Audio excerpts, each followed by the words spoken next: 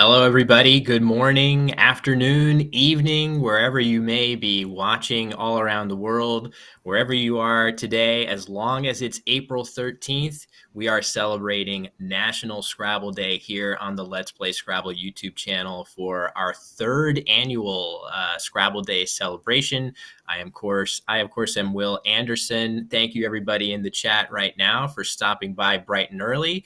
And to kick things off today, I am joined by the incomparable Art Moore. Good morning, Art. How are you doing today on this National Scrabble Day? Good morning, Will. Good morning, everyone in chat. Good to see you all. Ready to have some fun today. It's Scrabble Day. It's Scrabble Day. Let's have some Scrabble.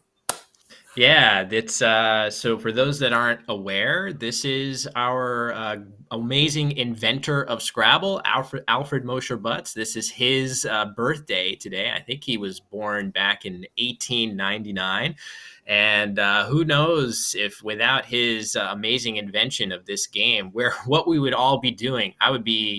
Who knows, Art? I would be out on the streets doing some nasty stuff if not for Alfred Mosher Butts inventing this incredible game.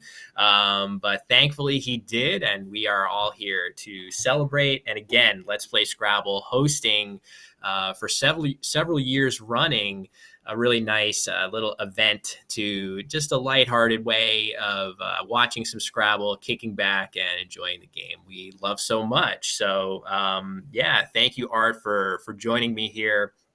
It should be a blast. Our first game of the day is going to be between Marcella Kadanka and Chris Sykes. So that's a nice matchup. Chris, one of the top players in Canada and by extension North America.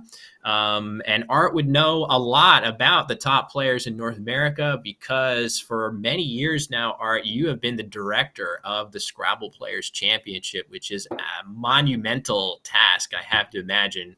I'm sure we'll get into that during the breaks in play, but yeah, that has to be a year-long enterprise. Would that be true? It's 12 months.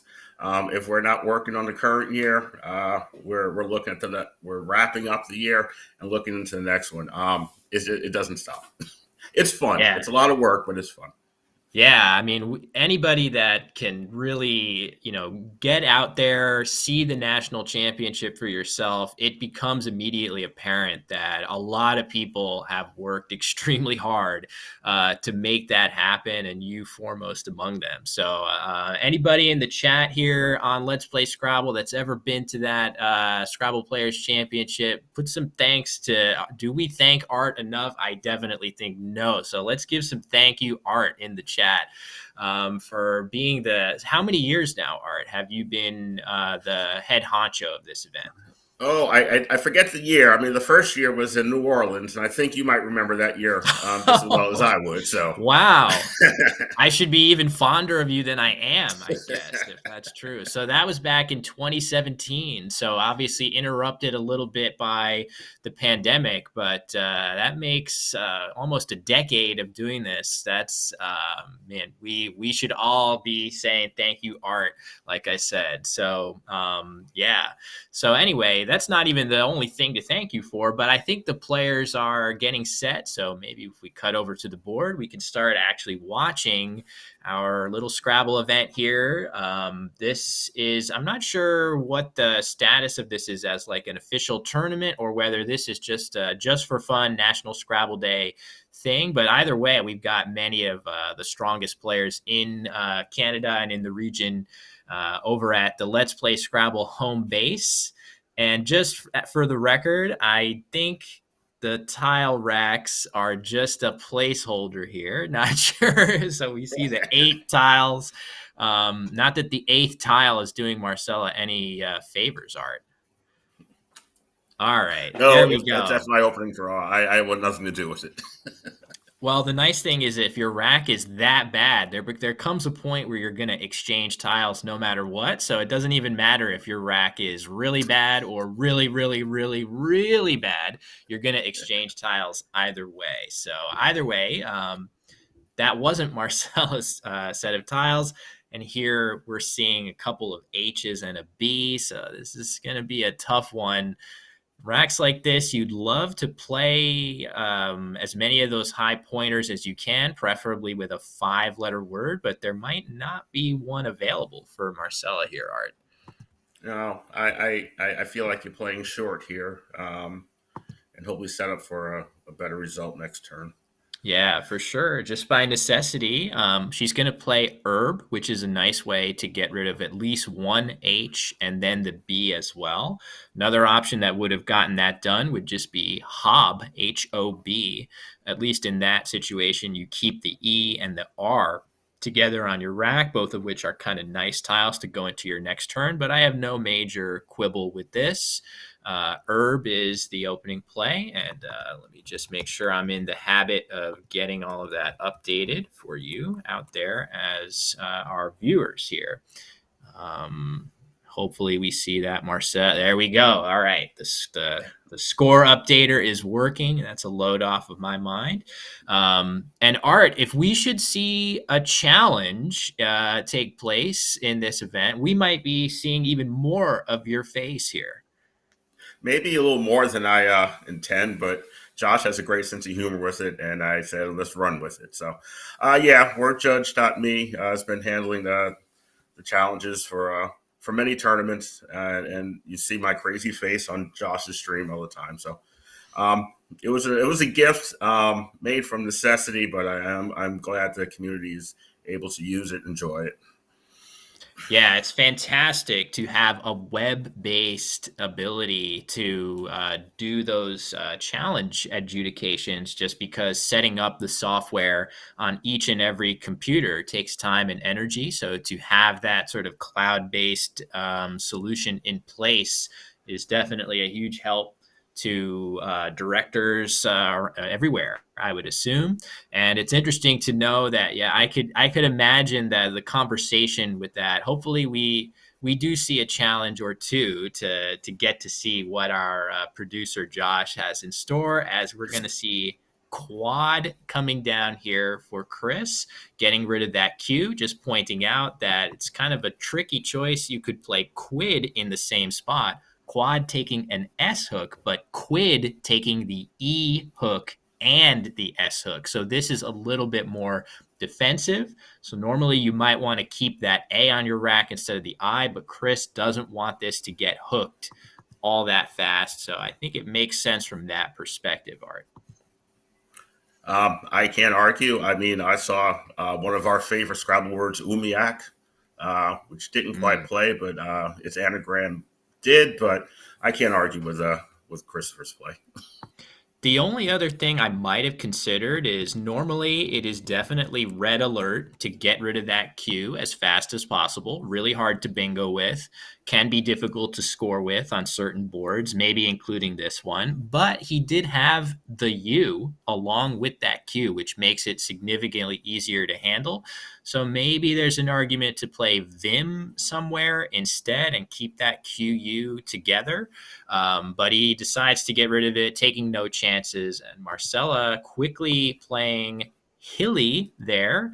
Note that she's playing it for 16 points in that spot. She could have shifted this word up high and played it with chi for 26 points. But Art, that would have made a gigantic S hook with cheese going across, and Chris playing really, really fast here.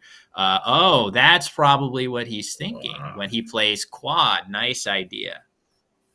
Oh, yeah, that's nice. Nice use of the hot spot there, holding on to the M. So, like I said, I can't argue with Christopher's play, and he shows why he's a lot stronger player than I am. Yeah, he's a lot stronger player than almost anybody. I think he is one of the top, 15 or 20 players in North America, and that's for good reason. Every time we watch him play, we're seeing very accurate plays, good word knowledge, definitely an uphill battle for almost anybody watching Chris compete. Marcella certainly no slouch herself, but you give yourself a little more credit, Art. Most of us are sitting back watching Chris and saying, damn, that guy is quite good at Scrabble. But Art, I have to ask, are you concerned with, the fact that half of the stream viewers, I guess maybe it's not a big deal because your beautiful visage is only appearing on the stream. You're not actually integrated into your own software like that. So I was concerned that maybe if you were actually on the screen for wordjudge.me, that half of the Scrabble community would love you and half would hate you because they associate you with losing a challenge. But I guess you don't have to worry about that. I have thought about integrating some sort of animated, uh, some sort of animation when the judge comes down, and not my face though. No. Yes. Yeah. Have it be some other, anthropomorphized like Scrabble tile or something like that. You don't Sure. need to get that heat because, that challenge computer is definitely the site of either a great victory or, a crushing defeat. Certainly, if the word is, the game is hinging on the validity of a certain word. So, yeah, it's fun. It's great to have it, and yeah, another reason that we should all be very grateful for your contributions here. So, Marcella is working on this rack, 2 R's. Not the best tiles, no bingos, but the saving grace is that she does have, probably she'll be able to make a play that leads her into next turn with a good leave. Oh, she is going to go ahead and cash in her S. This could have been an interesting time to be aggressive with this, Art. Maybe something like Durl off of the eye of Hilly, setting up her S in a really aggressive way, leaving ORS going into next turn. Then you've got the Durls hook and the Herbs hook after a play like that. But again, she's going to play it a little safer, spend that S to avoid making such a scary spot. And Chris is going to answer right back with the first bingo of the game. So that is a tough one. All right, it could have swung either way with Marcella's play, but Chris getting the floating tile he needs. I'm a fan of the aggressive play, especially early when it's not likely your opponent has has had their hand in the bag long enough to draw the yes or blank. So go for it. Yeah, it's tough, right? It's scary. You're sitting across the table from a really, really good player, but you got to remember that those players are no likelier than anybody else to, draw incredibly well. It's good, I think, when you are a little bit of an underdog to press your advantage and play aggressively when the situation warrants. In this particular case, I don't think so. Even Durl, the way I'm recommending it, you still get hit with this very same bingo. If you can imagine it, Durl going down from the second eye of Hilly, that puts the R in the right spot for unparted to still play. So almost no matter what Marcella did there, she's getting hit with this. The only question is, what can she answer back with? And she's drawn the first blank. Not sure what she's going to be able to find here, but there are a couple bingos available for her, Art, including Unveiled. I think that one is findable here. I think so. It's we're trying to build words. Put the UN together, put the ED together, and see what falls in the middle. So, with any luck, she'll be able to pull that one out. We can Art, hope. I have some comments on YouTube. One is get the green screen out and record two videos. One of Art giving a thumbs up, one of him giving a thumbs down, like in the Gladiator movies. What do you think about that? It's something we can have fun with, and you may be surprised what unveils itself as a championship when I Oh, have time to mess with the code. wow. But Oh, um, huge teaser here, folks, on the LPS stream that perhaps the word judge that we're all going to see at the championship is going to have some funny tweaks. I welcome that. Hopefully, nobody takes that too personally or seriously because that would be fantastic. Another comment, the challenge screen should have something similar to the animations at bowling alleys. Any thoughts on that one? I went bowling a couple weeks ago, and we watched animations, and I thought they were a bit much, but that could be fun also. It doesn't take too much to add a little code to make some fun happen. So, Yeah, for I sure. want us to the trip to the computer can be dreadful. It can be exciting. Why not spice it up a little bit? So we'll see. There we go. Unveiled is spotted here. It should be noted for the super word knowledge knowers among us that potentially unleavened would score a couple extra points, putting the V on the double letter square instead of that I that you see with unveiled. But that being said, fantastic job by Marcella to spot this bingo in a tricky spot. There were no 7-letter bingos available. That speaks a lot to how closed down this board actually is after the opening action. It's really difficult to see where a 7-letter word would even fit without tremendous overlaps on this board. So it's all about the 8-letter words here, and Marcella has found one for 74 points in the nick of time to keep that score close. And it's back over to Chris and Art. These racks are kind of, if you happen to have an 8-letter bingo available, cause for celebration. But if not, they can be some of the toughest turns you'll face in a game.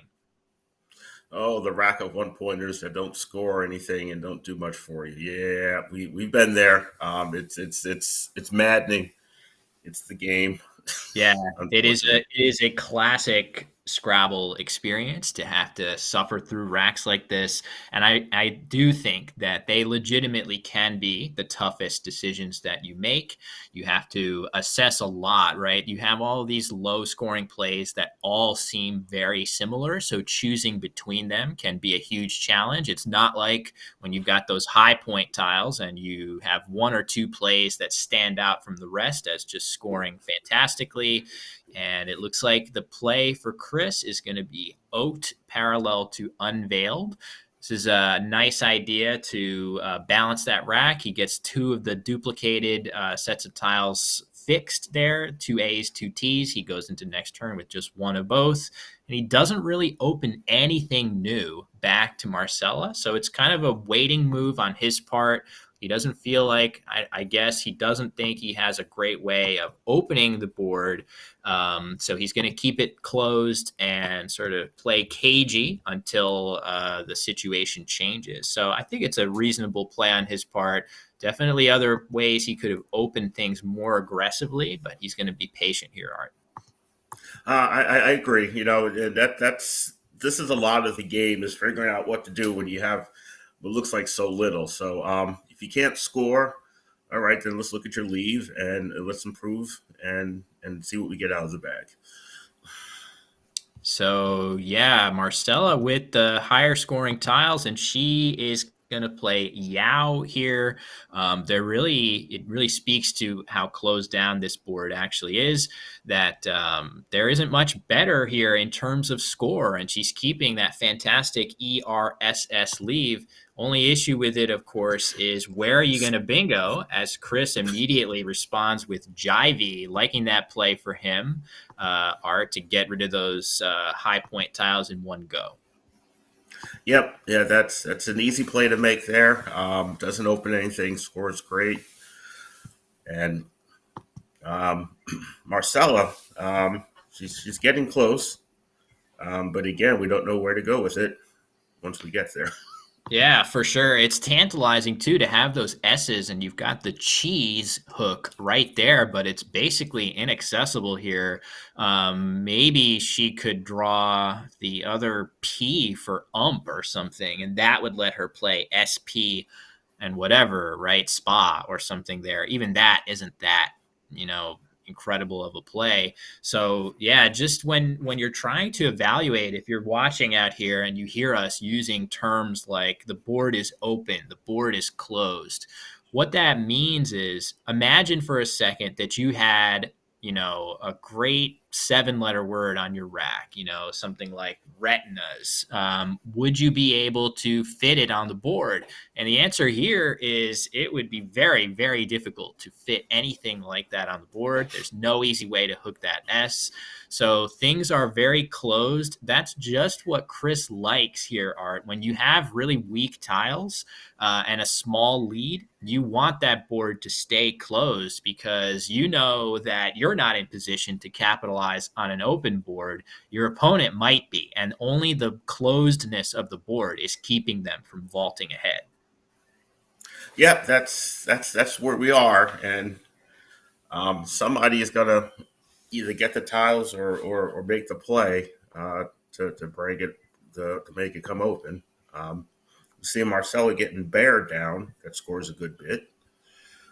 That's nice. Yeah. I mean, I think the nice thing about this is that she happens to be catching Chris with pretty much no way of underlapping that. He just does not have a tile that goes under the ya on the board there to really get a devastating overlap. So a lot could hinge on what Marcella draws. If she gets the right vowels here, she's got a G, she's got S's, she has letters that fit under the Y and A there. So this is a tough situation for Chris. He would love to block down there, and maybe he will do that and sacrifice if he just plays TA to prevent Marcella from doing that. But that would be a big concession for him to make when he has other plays that would get rid of two of his three T's instead. So we'll see. This is an interesting situation.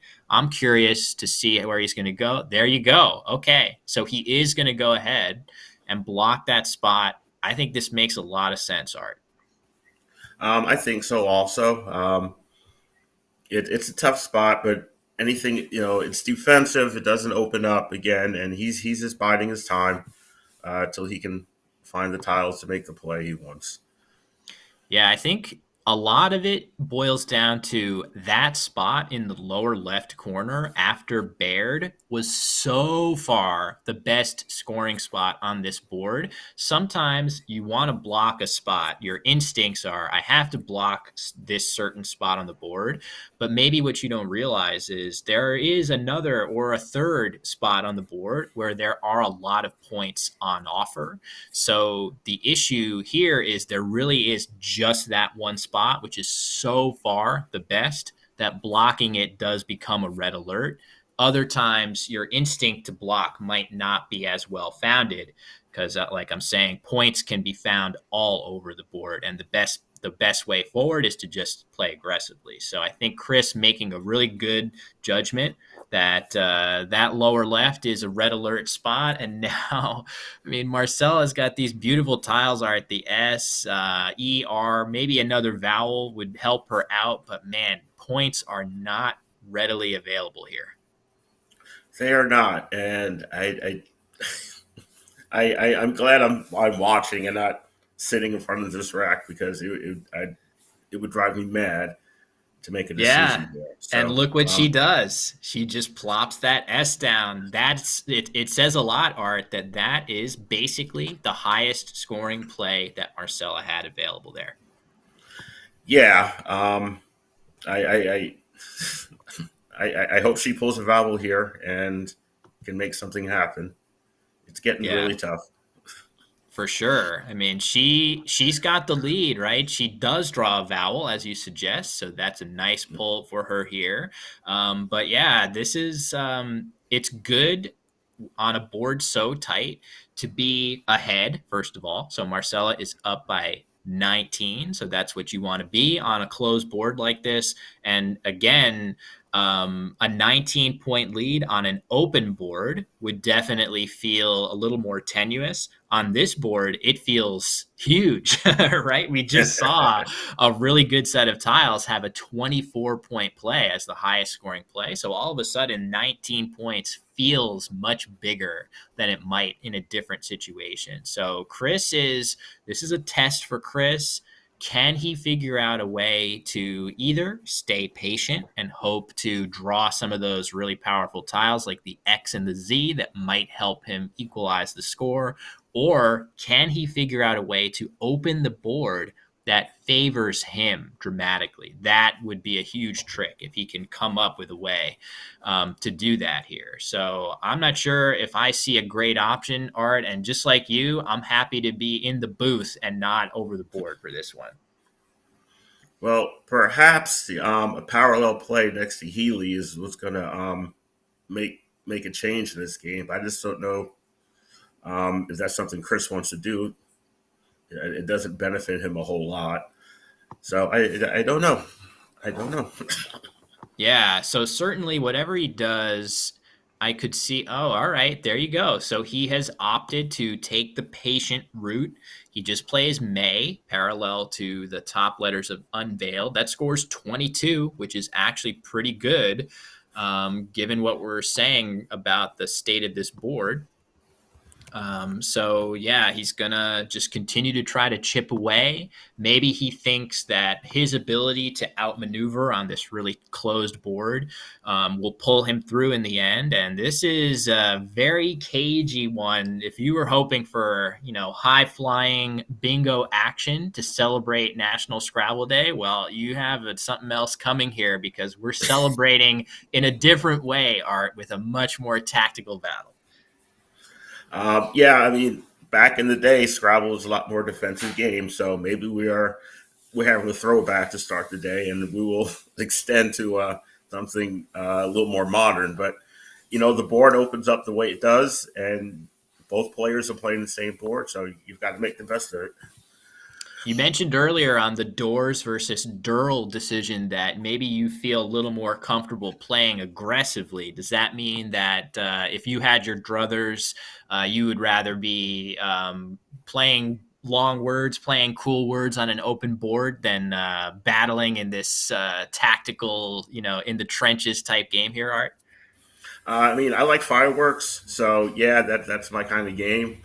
You don't always get them, but given the choice, yeah, let's spread our wings and fly. Yeah.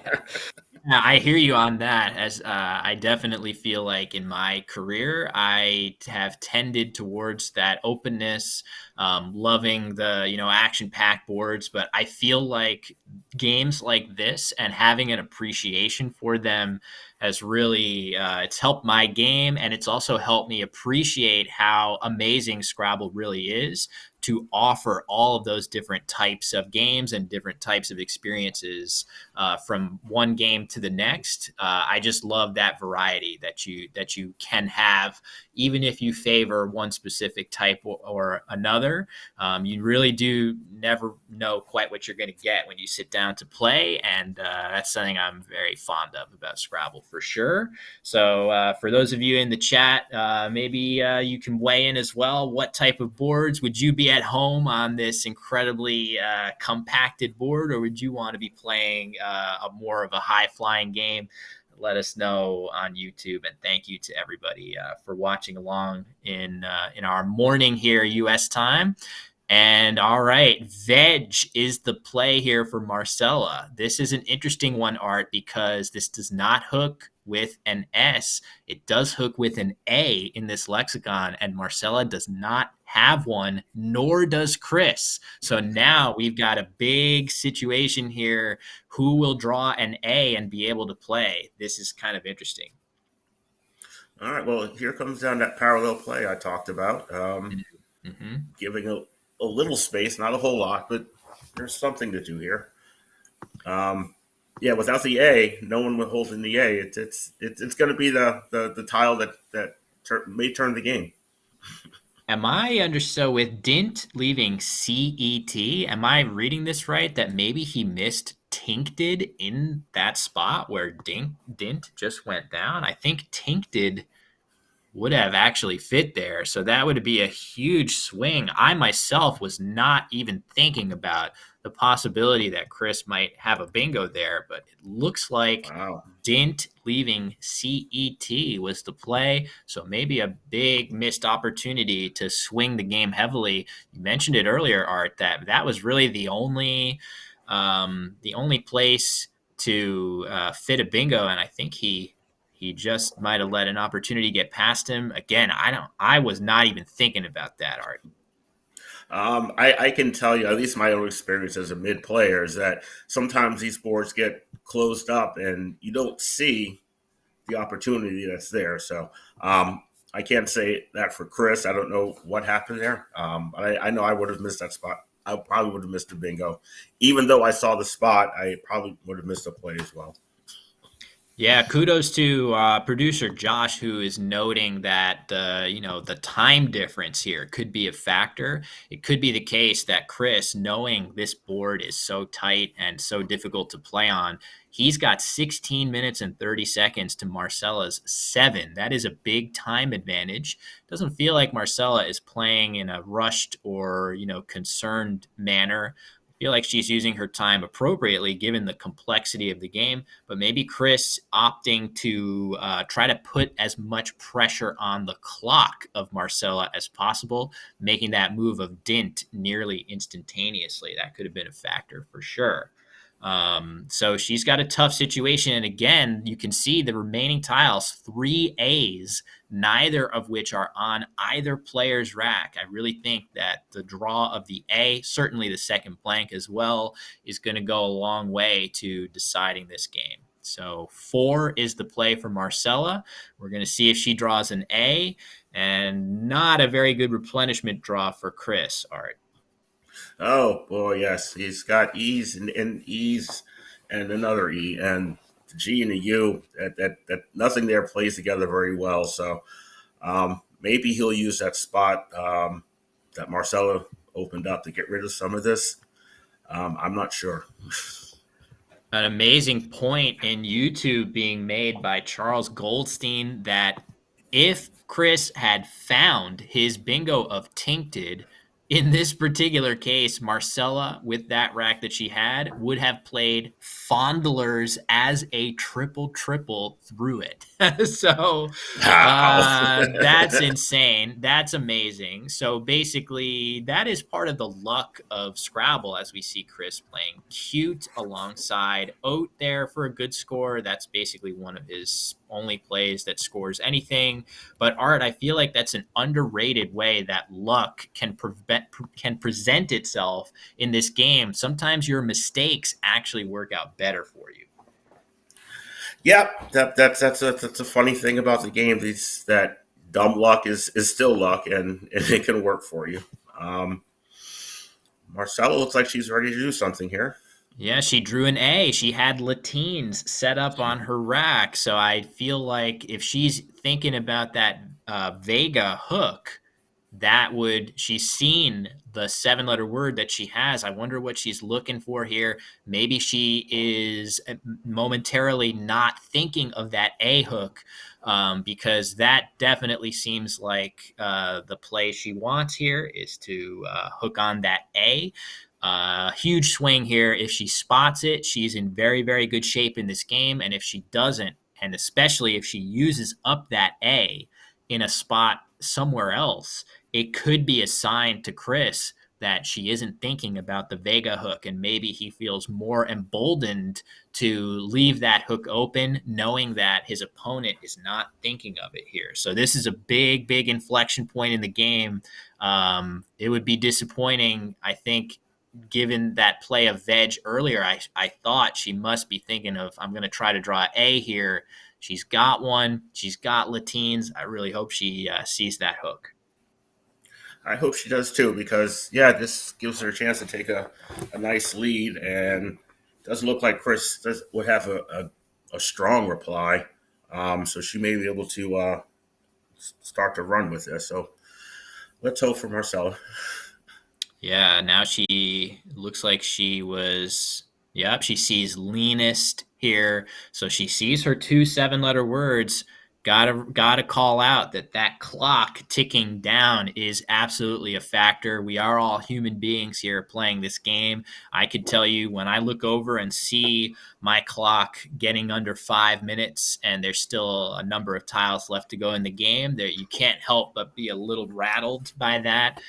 So maybe certain moves that you would see really quickly with 20 minutes on your clock, your nervous system starts to play tricks on you in situations like this. So she sees her words. All right, she's just got to find that hook. Yeah, and sometimes that veg to Vega isn't always obvious. Um, so we'll see. It's kind of like that flaming to flamingo. It's there, but it takes a little twist of the mind to find it. When it changes the sound of the word, I find it is really easy to miss. I can say in my career, I've missed the hook of vet into veto. I've missed that 3 or 4 times in my career. It just changes the sound and the feel of the word, and I just sometimes, I mean, hopefully now I tell this story to the full audience on Let's Play Scrabble on YouTube, and we thank you all for being here to celebrate National Scrabble Day with us, of course. But hopefully, sharing it with all of you, I won't do that again. But I feel like there's so many hooks like that. As you said, flamingo, that's a great one. Flaming into flamingo is fantastic.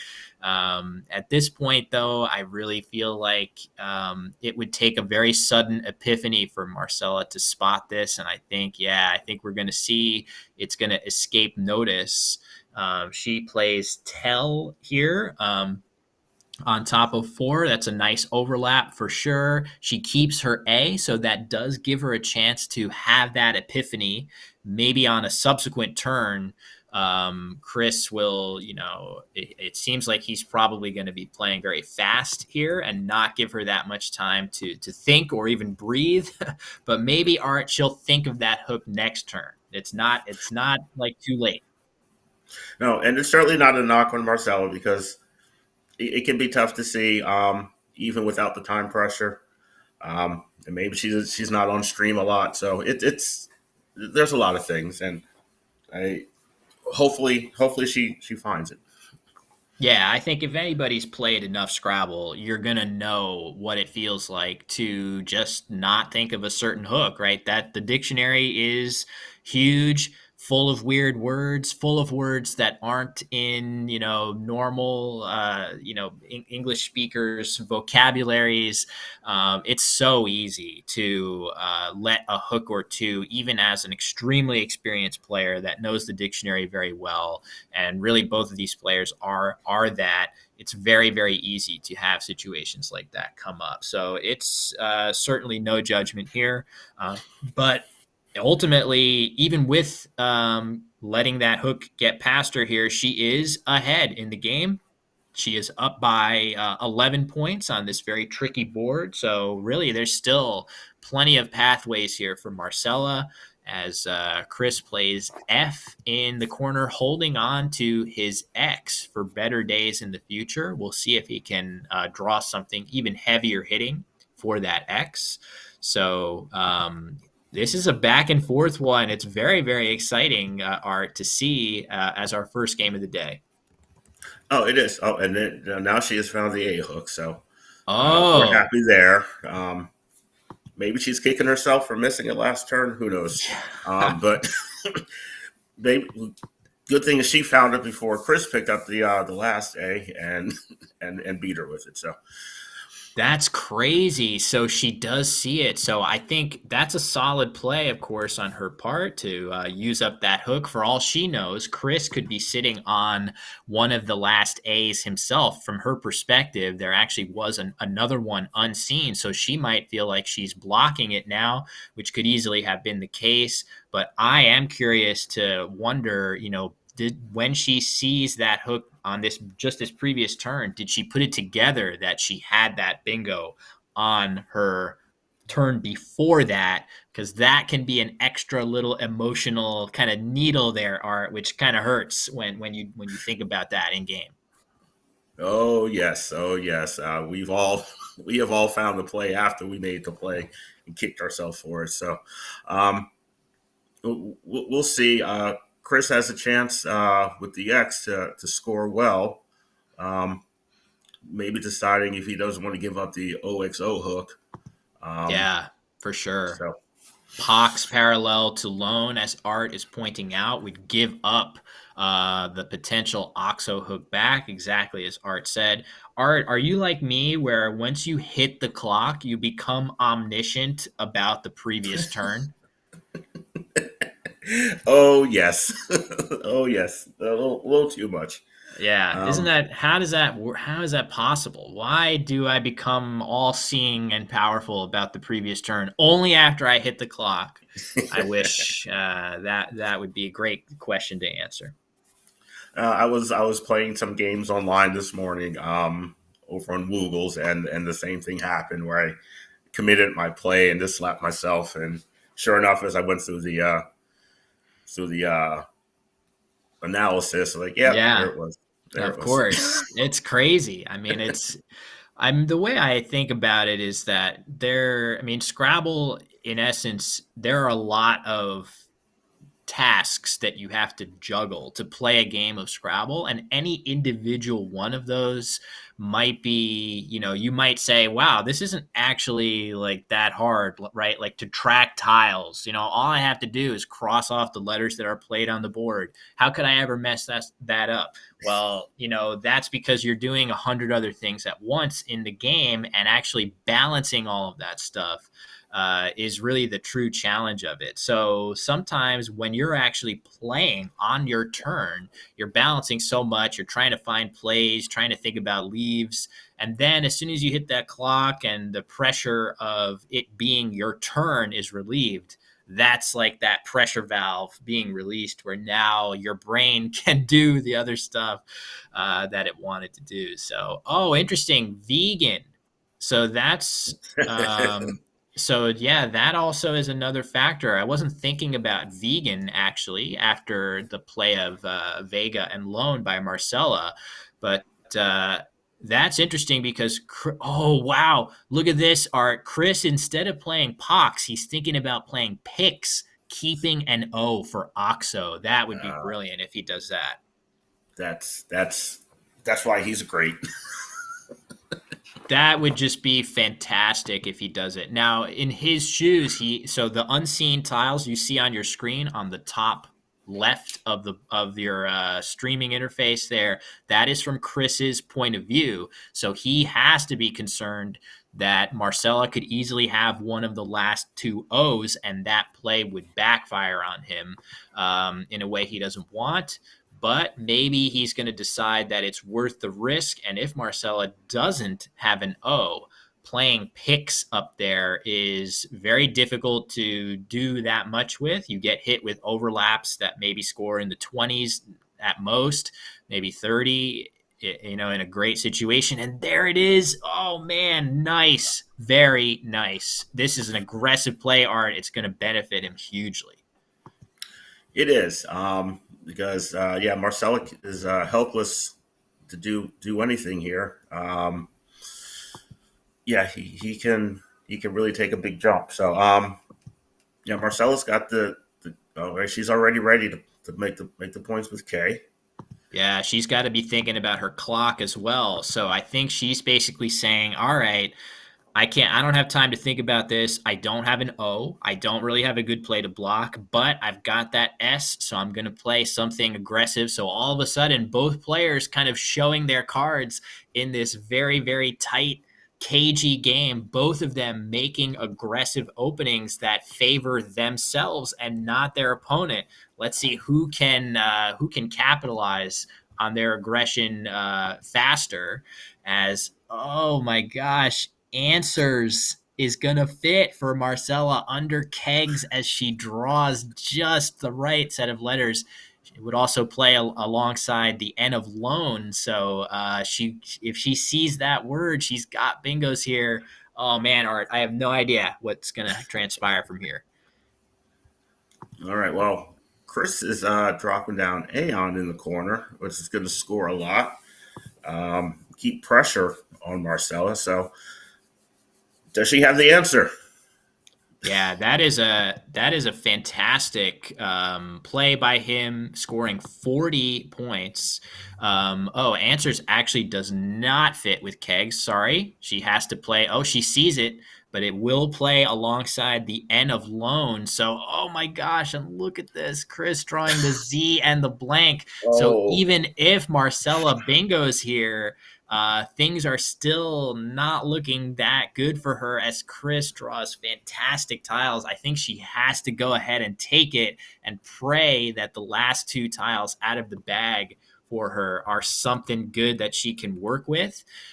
We know that the last two tiles in the bag are CI, which is actually not exactly what she wants here, just because it's going to be a bit of a struggle for her to do much with those tiles that also scores points. So it's going to be 362 to 339 heading into this end game.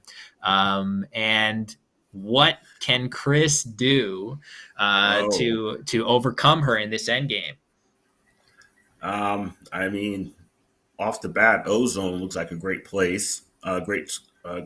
Oh, nice, Art. Nice. Ozone off of that S of answers. Ah, that's fantastic, Art. That scores a boatload of points, probably enough to withstand anything that Marcella can do in response. So, wow, he's got to think to burn his blank here, but man, that might do it. That scores 71 points for him, putting him up by more than enough.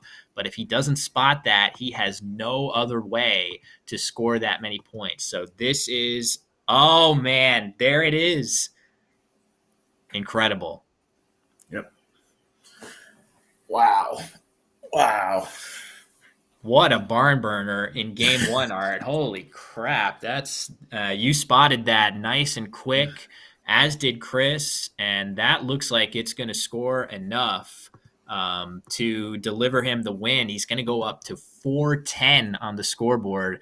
Marcella with only a minute left, and that IC combination just isn't flexible enough. Really not very good outplays here. Ices into the ES of Vega and Cis elsewhere here on the board going into the S of Answers. Looks like her best outplays. What a game, Art. That was Well, fantastic. for something that started off so slow, it picked up at the end there, and great finish. So, great play by both players. Gave us a great show. Yeah, very, very much so. So final score 410 to 374. That was a great one to start National Scrabble Day with. And I think we may be able to hear from the players, but if not, we can also, I think we're getting that set up. Yeah, let's see if we cut to that. There for that reason, but I couldn't see another spot. Is that like an anagram answers? I couldn't see anything else that went, but I would have had a problem there too. That doesn't come up. Yeah, I think you just have to. That was the only place I saw it. Just got the blanks. Good reminder. Paranoid. Or no. A on left ING. Yeah, because your rack was very confident. So I think says on 357. That was surprising. Almost a teenage. It was tricky. Yeah. Oh, so a result. How the result? 433. Here it was. I think anything I seemed mean, like he was heading towards a bingo like after this. yeah. And then neither of us got this spot. I kept on looking at it. I had a couple things I wasn't sure about, but I didn't write them down. Well, Yes. You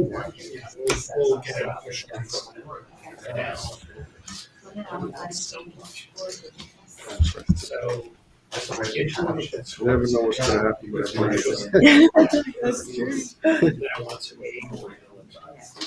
And the tiles always come out so differently, and the decisions are. Yeah. Was that a defensive play? So that I wouldn't go there. That was my T period. Okay. 3 T's, 2 A's. And E. So I just left the AENT square product. So I think the total product is just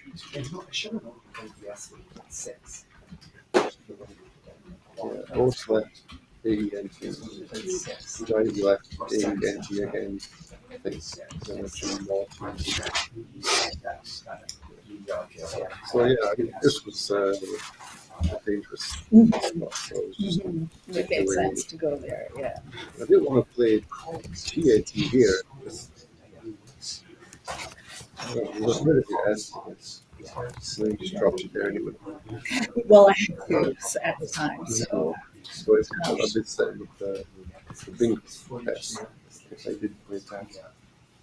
Yeah. Well, that killed me. Yeah. Yeah. But I had to do it. For sure. If I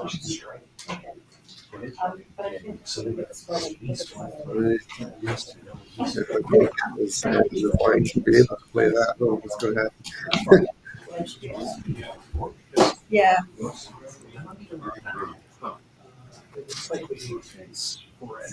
Okay, so, let's see. Oh, and also, earlier, I had a couple of bingos that didn't play, but I wasn't sure whether I saw all the anagrams. Let me see.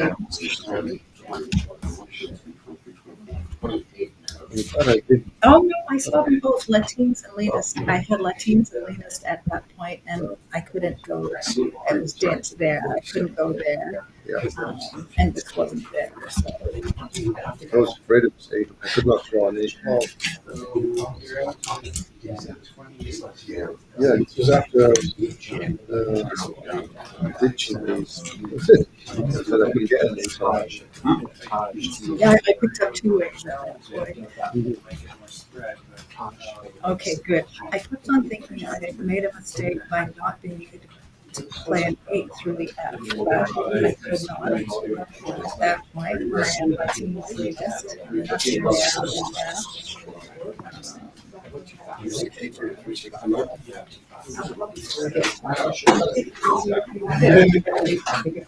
Yeah, I almost played NI.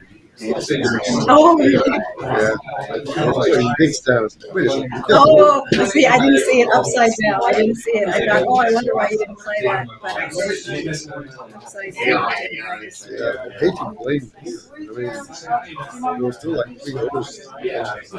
I didn't have any of them. And you got the others. But see, yeah, that was lucky that you were able to clean up your rack and get a good score there. I couldn't do anything because I didn't have one. Yes, I was happy enough to still be in the game through bingo. Yeah, exactly. But you got the Z on the double. Wow.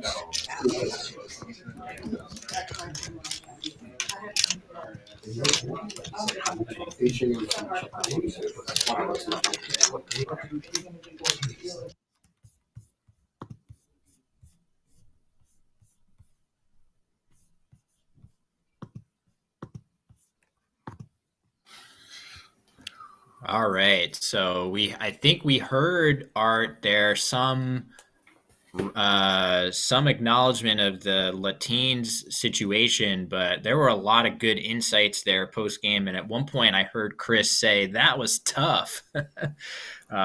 So yeah, that was pretty intense. I got to say that was a really stimulating game to start the day here. And hopefully you all enjoyed that in the chat as well. Not sure if we were to run a poll, whether a game that tight and cagey versus an offensive shootout would be what everybody wants to play, but it certainly was fantastic to watch. I enjoyed that a lot. Yeah, like I said at the outset, I like fireworks, and they were late coming, but they did not disappoint. So a lot of fun. If you like a closed board, if you like high score, you got a little bit of both in this game, and we're all happy. It's funny how games like that can really, games are closed and tight until they're not, right? Like sometimes the fireworks come fast and furious in games like that, and often by necessity. I think that game was unique because both players were so neck and neck for so long that there was an unwillingness to cave and give in to the opponent. So you see games like that stay closed for almost the entire way because both players are feeling like, I don't want to be the one to blink. But then at the very end, it was that play by Chris of picks instead of pox, which was really, really next level on his part. To normally, you would definitely want to keep that eye with the N and G that was on his rack. So it speaks volumes that he saw the other option, that it involved him taking ing, our beautiful combination in Scrabble, and intentionally breaking it up because he saw that really powerful hook potential with Oxo. I feel like that was a really fantastic play on Chris Sykes' part. Yeah, as you get better in the game, you have to recognize that tunnel vision isn't good, and ing may be helpful, but the board is saying no, that's not what we need here. And yes, to realize that, hold on to the O and make something better for yourself. Yeah, it was fantastic play.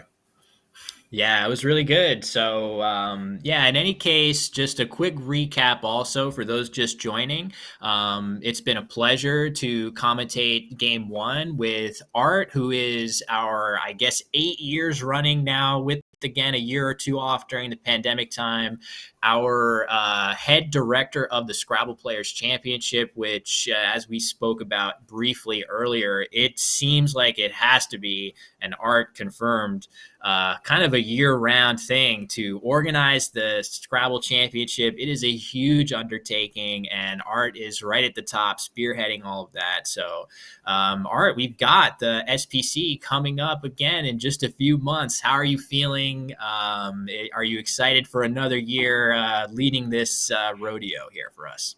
Oh, absolutely. I mean, I've got a great team that I work with, so from the top all the way down. So yeah, I'm always excited. Last year we had probably the most amazing finish we could ever hope for in the championship.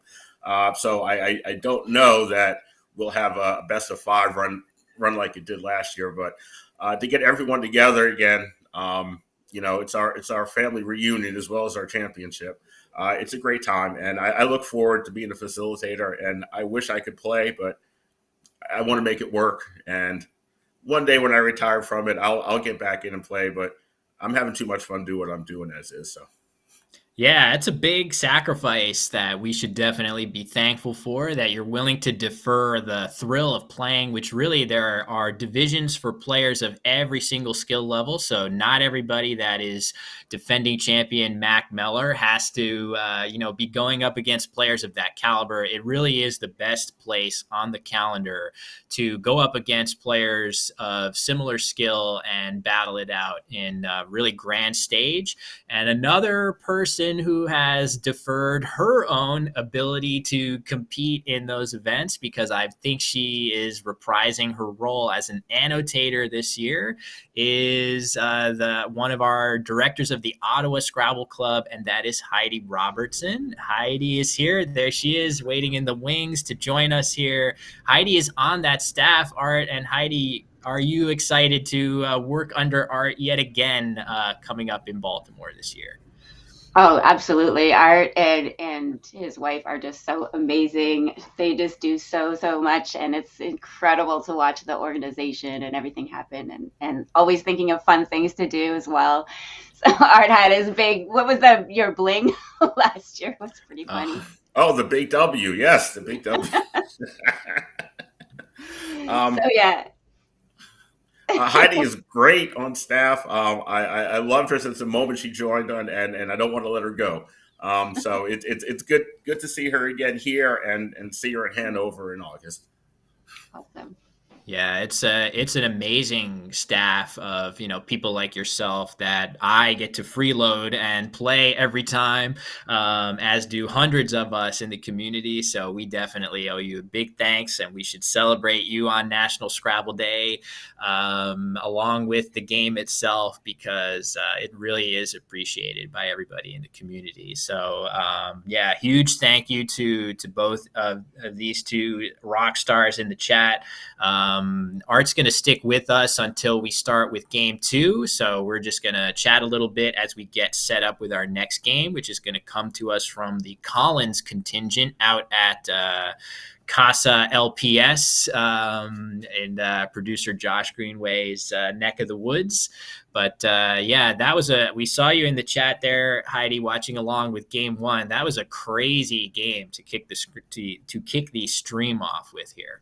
Yeah, that was amazing. That first half of the board at least was my nightmare. I can't deal with closed boards like that. I'm getting better at it, but oh man, it just is not my preference at all.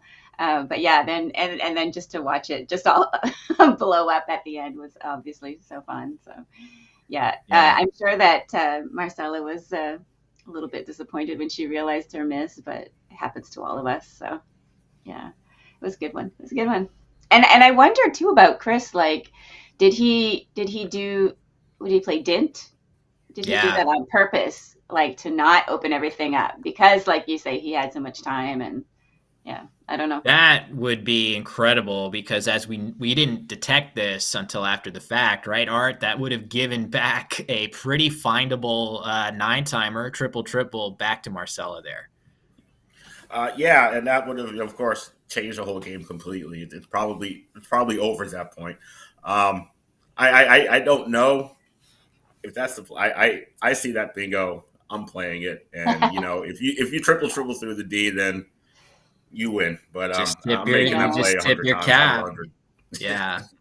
But yeah, Chris with either the well-timed miss or the absolutely, next level sort of dodge of that potentially devastating outcome. So yeah, like I said on the broadcast, sometimes one of the underrated ways that luck can manifest itself in Scrabble is sometimes your mistakes are devastating and cost you the game, and other times you might make a mistake that saves you the game somehow, and that's really amazing to be on the receiving end of that type of good fortune. So yeah, and we're talking a lot about the upcoming SPC, where both of you will be staff members, and of course we will be seeing a lot of, just to reprise, the wordjudge.me on the computers there, coded up by Art to help us adjudicate those challenges.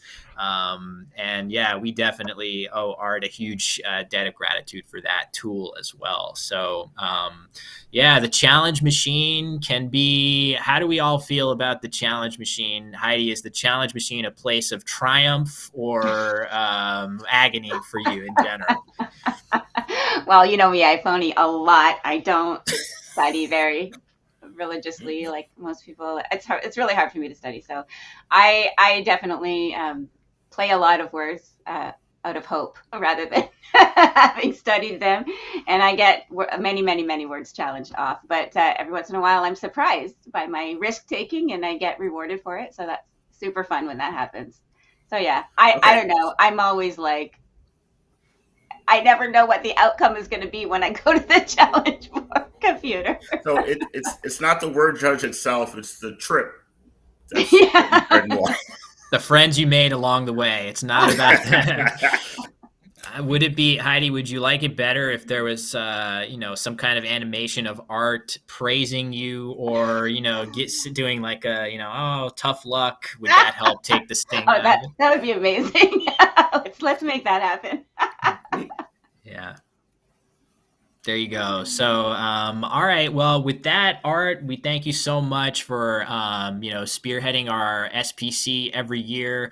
WordJudge.me, a fantastic resource. And thank you very much for commentating game one of our Let's Play Scrabble stream alongside me. And with that, if you want to hop back into the chat, and for those of you out there on YouTube, just a quick note, we are going to be hopping back and forth in between different lexicons today. So I know for those that are partisans of one or the other, that could be a bit jarring, but hopefully we're going to make it fun for you to watch no matter what. So with that, thank you so much, Art. Any final words to the audience out there on the LPS YouTube? I hope to see you in Hanover this summer. Thanks for having me, and enjoy the rest of your Scrabble day. All right. Thanks so much, Art. And that leaves me and you, Heidi. We are going to watch David Stocco and Roger Coleman do battle in the Collins division. And much like yourself, I feel like Roger, my experience with Roger, he is one to, if he thinks there is a chance that a word might be good, he's going to roll with it and let the challenge machine decide. Is that your experience with him as well? Oh, definitely. We have a lot of fun in our games. I think the last game I played him, I ended up with like, I don't even know, I think 600 maybe, or something. No, it definitely wasn't. For what? Anyways, it was a very high score. It was one of those like shootouts, so it was pretty fun. In stark contrast to what we just saw. So Yeah. maybe we'll see something similar from Roger and David today. I played David for the first time in one recent tournament, and he played a couple very obscure words against me. So I know that he is a solid expert level player. So yeah, it should be a good battle between these two very creative players here. Roger, I think, is kind of a fixture in the Toronto Scrabble area. I guess that every month in Toronto, there's like a pub Scrabble situation, which I think is not. We've seen that in other areas in Canada. Something about Canadians and pubs and Scrabble is a great combination, apparently. Yeah, we enjoy that. I just want to give a shout out. We are simulcasting right now to my Twitch channel and also Axer Typo's Twitch channel. So just shout out to all the Twitch viewers out there. Sorry if we sometimes forget to acknowledge you, but just thank you for being here, and cheers. I hope you're enjoying the coverage. Let's Play Scrabble does this every year now, and it's becoming quite the honored tradition. It's so fun, such a fun way to celebrate National Scrabble Day. So thank you all for joining us. Very nice. Not at all. Yeah, I want to follow up on that, but let's go to our game. I think our players are ready to rock in this game. Let me see who's going first and whether I have that right. All right, no problem. I will pass it over to, I think, oh, all right, it is David going first. But adding on to your point there, Heidi, this is the first year, I think, that the LPS broadcast has been multi-streamed to Twitch, which is a fantastic development. So just want to echo. I feel like we did that once before too. Oh, did we? Okay, yeah. Sorry. Yeah, we did that last year. So yeah, well, I have some footage of Brian and me commenting. I think you and I did it also. So yeah, was it National Scrabble Day? I'm pretty sure. Yeah, it's I don't remember. There's so many Scrabble things that we do, but I'm pretty sure that was what that was. Anyway. Yeah, I definitely defer to your memory. My memory is very good for the Scrabble dictionary, and I feel like your memory is good for literally every other thing that is not the Scrabble dictionary. So I'll defer to you on that. As David going first, and he has Coop lined up, so it looks like he's going to go with that. This feels like it does everything he wants. He could put the D on at the end of it, but keeping the D, he could be thinking, if I draw a word ending in ED, that's where I'm going to play it. So I like it. Heidi, any thoughts on Coop as an opener? Yeah, that looks like a play that even I would make. So, where you know me, I tend to make some pretty weird choices. But it looks like even I would come up with that one. Gets rid of the U, gets rid of two of the high point tiles, leaves ed. What more do you want? Hits that double letter. So yeah, does all the things like you say that you want to do in the first turn. Yeah, it definitely looks solid. It should be noted that yeah, this does take just. I'm trying to see what hooks it takes, and I think yeah, it just takes the D and S. So no worries about any hidden hooks that could surprise us here. But not a very good draw at all for David, as he keeps the very nice ED combination, and look what he gets there, Heidi. Not what he wants to see. Yeah, Jelamoka says he was keeping the DE in case Roger played Natsify. Yes. Yeah, that was I released a video today about that insane game as well, which yeah, we don't have to worry too much about that. I'm sure people will see it. But click the response there. This is actually a pretty solid play by Roger. He doesn't have a great way to use his X on this turn. Maybe Oxic off of the O of Coop, but even that would leave KLW together. So I feel like click is a perfectly reasonable play. And back we go to David with this incredible surplus of consonants, not what he was expecting, leaving ED on his first turn, like I said. So what to do here? Yeah, I'm definitely no stranger to these types of wrecks, but I never know what to do with them when I get them. It's so hard. But that looks like a great choice.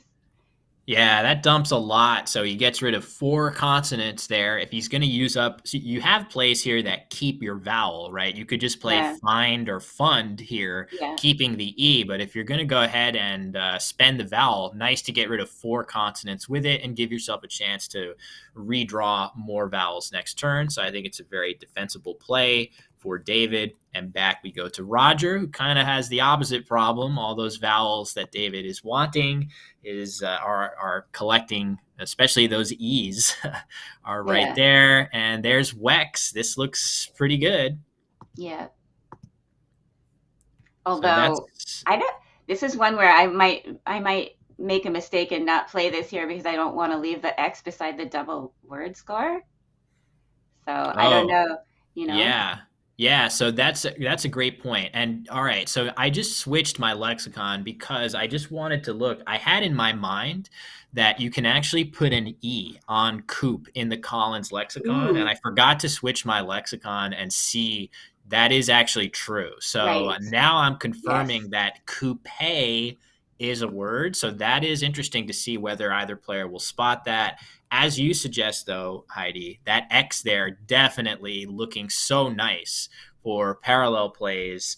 The only question is, can David Yes. figure out a way to use his J in that spot? Look at that. Oh, he's got a nice word set up on his rack there. Yeah. Yeah. But where is that going to go down? I'm not sure yet.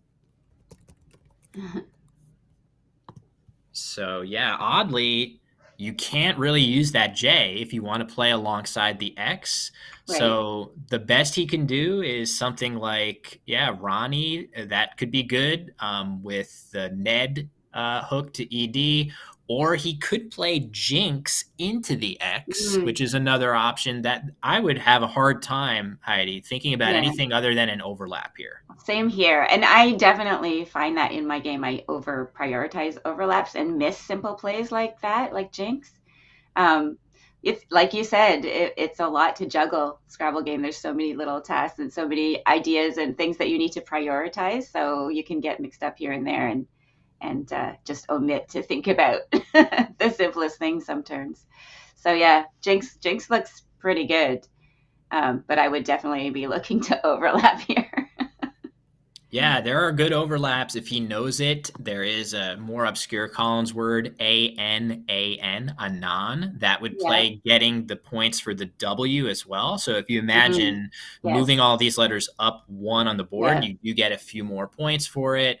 The reason that Jinx is kind of deceptively nice here is that any play like this alongside Wex is going to give good Yeah. overlaps back with Axe again, right? So Yes. with if you're able to play Jinx, you're not giving up that same level of reparallel. So either way, Ronnie is the play for David. It is a solid play. Maybe other plays would have been slightly different for the board or for responses from Roger, but Roger's tiles are pretty awful here, and Yeah, it's I going to was be just gonna tough. say he dodged a bullet because I don't even think Roger has a productive overlap there with the X. I don't think he can do anything. So, yep, Up. just he's gonna exchange. All That's those tiles get dumped down, and yeah, it looks like an exchange 6, keeping an E. yeah, Seems reasonable, especially if he knows that Coop actually does take an E as a back hook, which we don't right, know that yet. But right, if you did, that would make it even more clear. So, right. yeah, back over to David. He's got a J, and now I think he's gonna actually benefit Heidi from Yes, being able to reparallel right. if he wants to, at least. Something like Jot would be okay, but maybe that doesn't keep the balanced leave that he wants. I think that's perfectly defensible for him here. Oh, and look at Yeah, Roger. We're going to yep, see probably a bingo nice. coming back. Can you spell So, bateaus with S or X? I think Gatto is the word that can be S Hmm. made an S. This one I think can only be an X as a Mm, plural. Bateaux.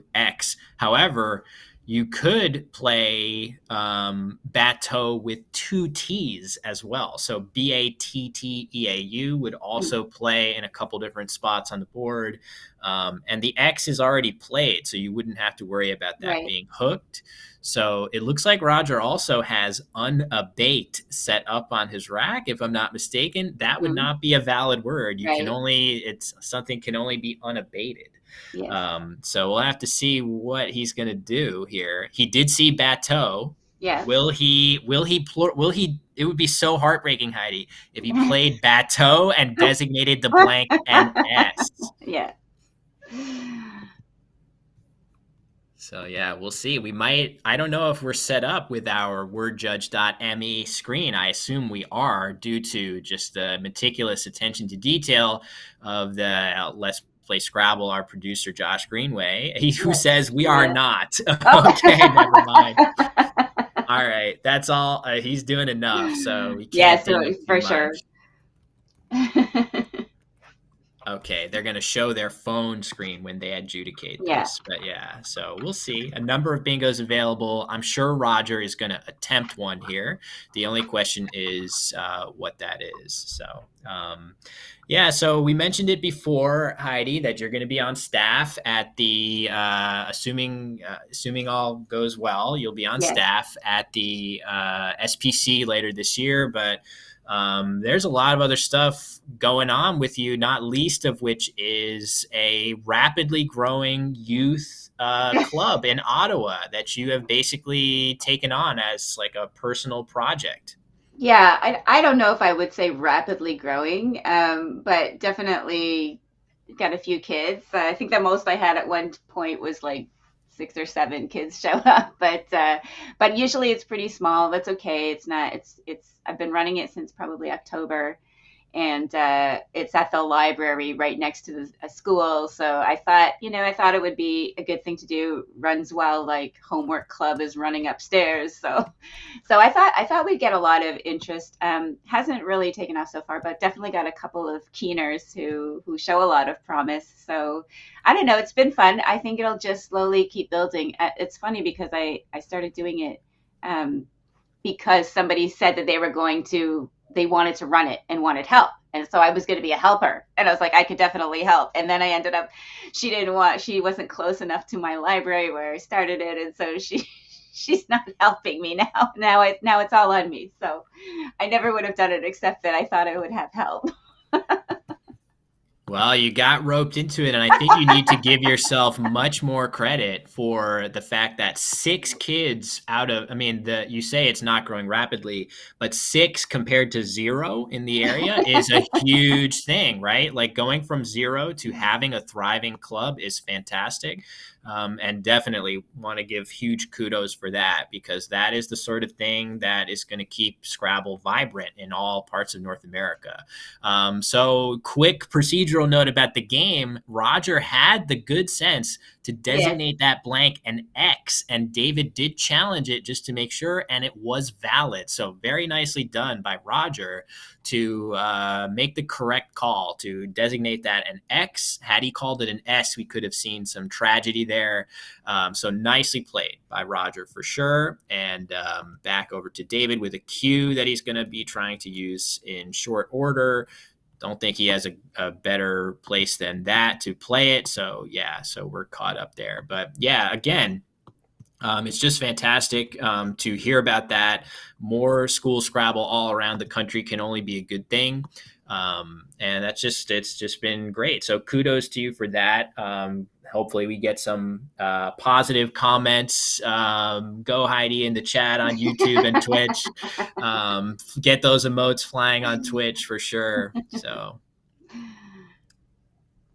And all right. Jello Mochas just asked my bot to define Calamdans. Qalamdans. Yeah. Did David have something close to that with his? Yeah, he did. So he had QAD leaving MANS. So if there was, maybe I guess AL or LA on the board, would have resulted in the possibility for an absolutely insane 9-letter word, which is another, that's another thing to shout out. We're going to be having lots of great guests throughout the stream today, all of whom pretty much are doing something cool, interesting to make our community more vibrant and just add something. And one of those things that you've shared recently is your Twitch bot, which is absolutely insane that you've basically figured out a way to level up our Twitch bot technology, Heidi. I think you're being overly. You're supposed to accept the kudos. Stop pushing back on my kudos. The point is to bask in the kudos. So yeah, I don't know. Like I was tired of relying on everybody else and never having the Scrabble bot up. And, I don't know anything about coding, obviously.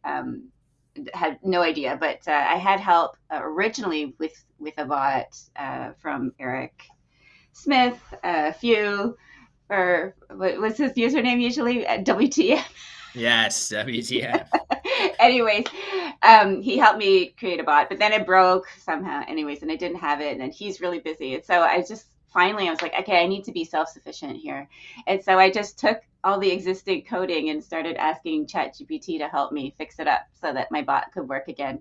And it took a couple of days, like literally like full days of trying to like iterating back and forth, like, no, this works and now this is broken. Can we fix that? And so, but eventually we got it working. Something else is broken now, but and now I know how to fix it. So it's not a big deal. But then I also made sure that it would run off a cloud system instead of having to bring it manually on my computer every time, which I don't know if anybody else is doing that. Hopefully I don't know. I find it hard to believe that I would be the only one who has done that, but yeah, just now the bot runs 24/7 virtually. I think you are the only one that had the gumption to even dream that could be done, and that's a huge deal for us on Twitch to have that ability with our definition bot, which I think is so useful. We don't have that yet on YouTube. It's a little easier to integrate that sort of thing in with Twitch. So if you are on either Josh or Heidi's stream on Twitch, you can do commands that help you to define the words you see on screen. And you gotta, imagine that there are so many words that an average person is not going to know. It really, really aids understanding of the broadcast that, yeah, these might be obscure, but they all have definitions and you can find out what they are. So that's another huge accomplishment that you should definitely just accept the praise for and no pushing back on that. So, all right. So we saw another challenge, I think, for Treater, so on that turn, a couple of you in the chat pointed out there was a crazy bingo of tartrate through the T of bateaus in a couple different permutations. That is one that very few players would find. Roger making a very reasonable play of Treater as a double-double, collecting 5 points for that. And now back over to David and Heidi. He has a bingo, but it's from the W at the top of the board. That's kind of off the beaten path, easy to miss. Yeah. Yeah, I don't think your eye with these letters, you're usually not going to be looking to a W to a bingo, but David's a strong player, right? So he could definitely generate it if he looks hard enough. And when you're motivated to find a bingo, then it's a lot easier to spot those things. So yeah, for sure. So he could come up with it. I think if it's one of those things where if you just told him, hey, yeah, you got exactly. a bingo from the W, he's going to spot it instantly. Yeah, he's going to spot it instantly, yeah.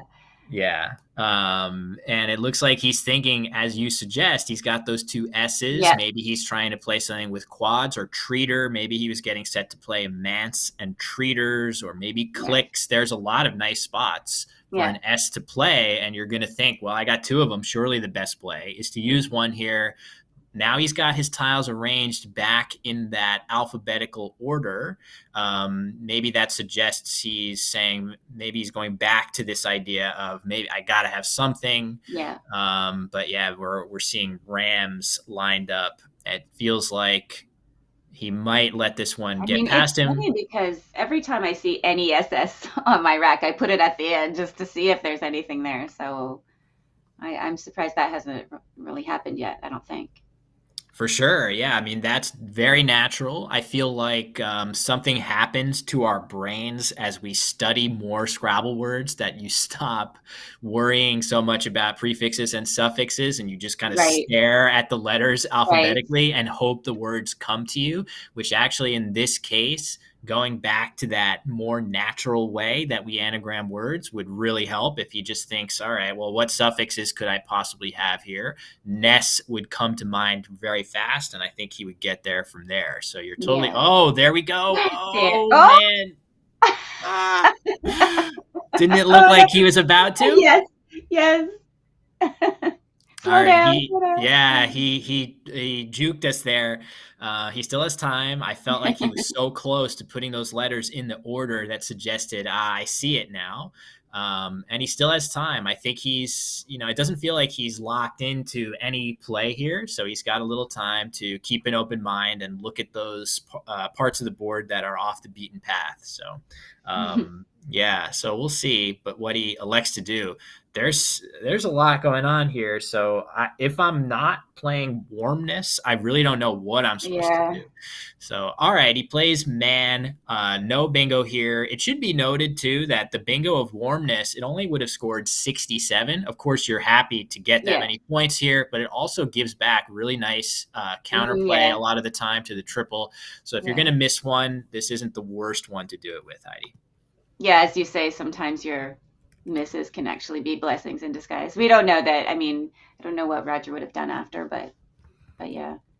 Yeah, with his WV combo, it probably wouldn't actually have been that easy for Roger to do a ton in that spot. So, yeah, I think in this particular case would have worked out quite well. So, wow, there is a crazy play available. I just want to shout this out. A vow plays from the A of bateaus here. Oh, nice.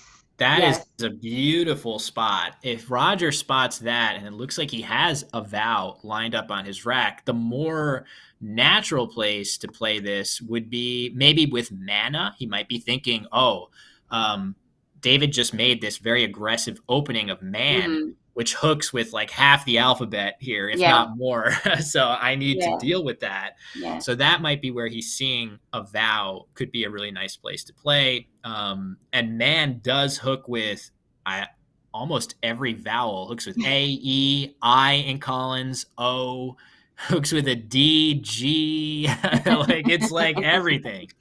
So you definitely would be looking there, but what a cool fit that would be to play from the A. And I think, Roger will often find those types of plays. He's a very creative player on the board, I find.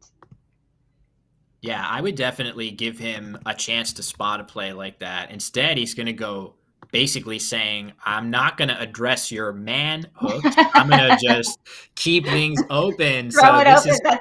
That's a Heidi move. I was going to say this probably has the Heidi Robertson seal of approval for that. Yeah. So anyway, that's leading to more excitement for us. Let me make sure that I get the score updated. There we go. So it's 188 to 148 right now. Still very, very close for David, who actually has a couple options here. That Eye of Viola, I think the way David has his tile set up suggests he sees an 8-letter word there of argosies, which I think is a type of nautical vessel like a ship. So he has that, but also a more obscure 7-letter word on his rack of sorages here. So let's see what he does. There we go. Looks like the 8 is going down, and he's going to retake the lead. Nice. So 72-pointer.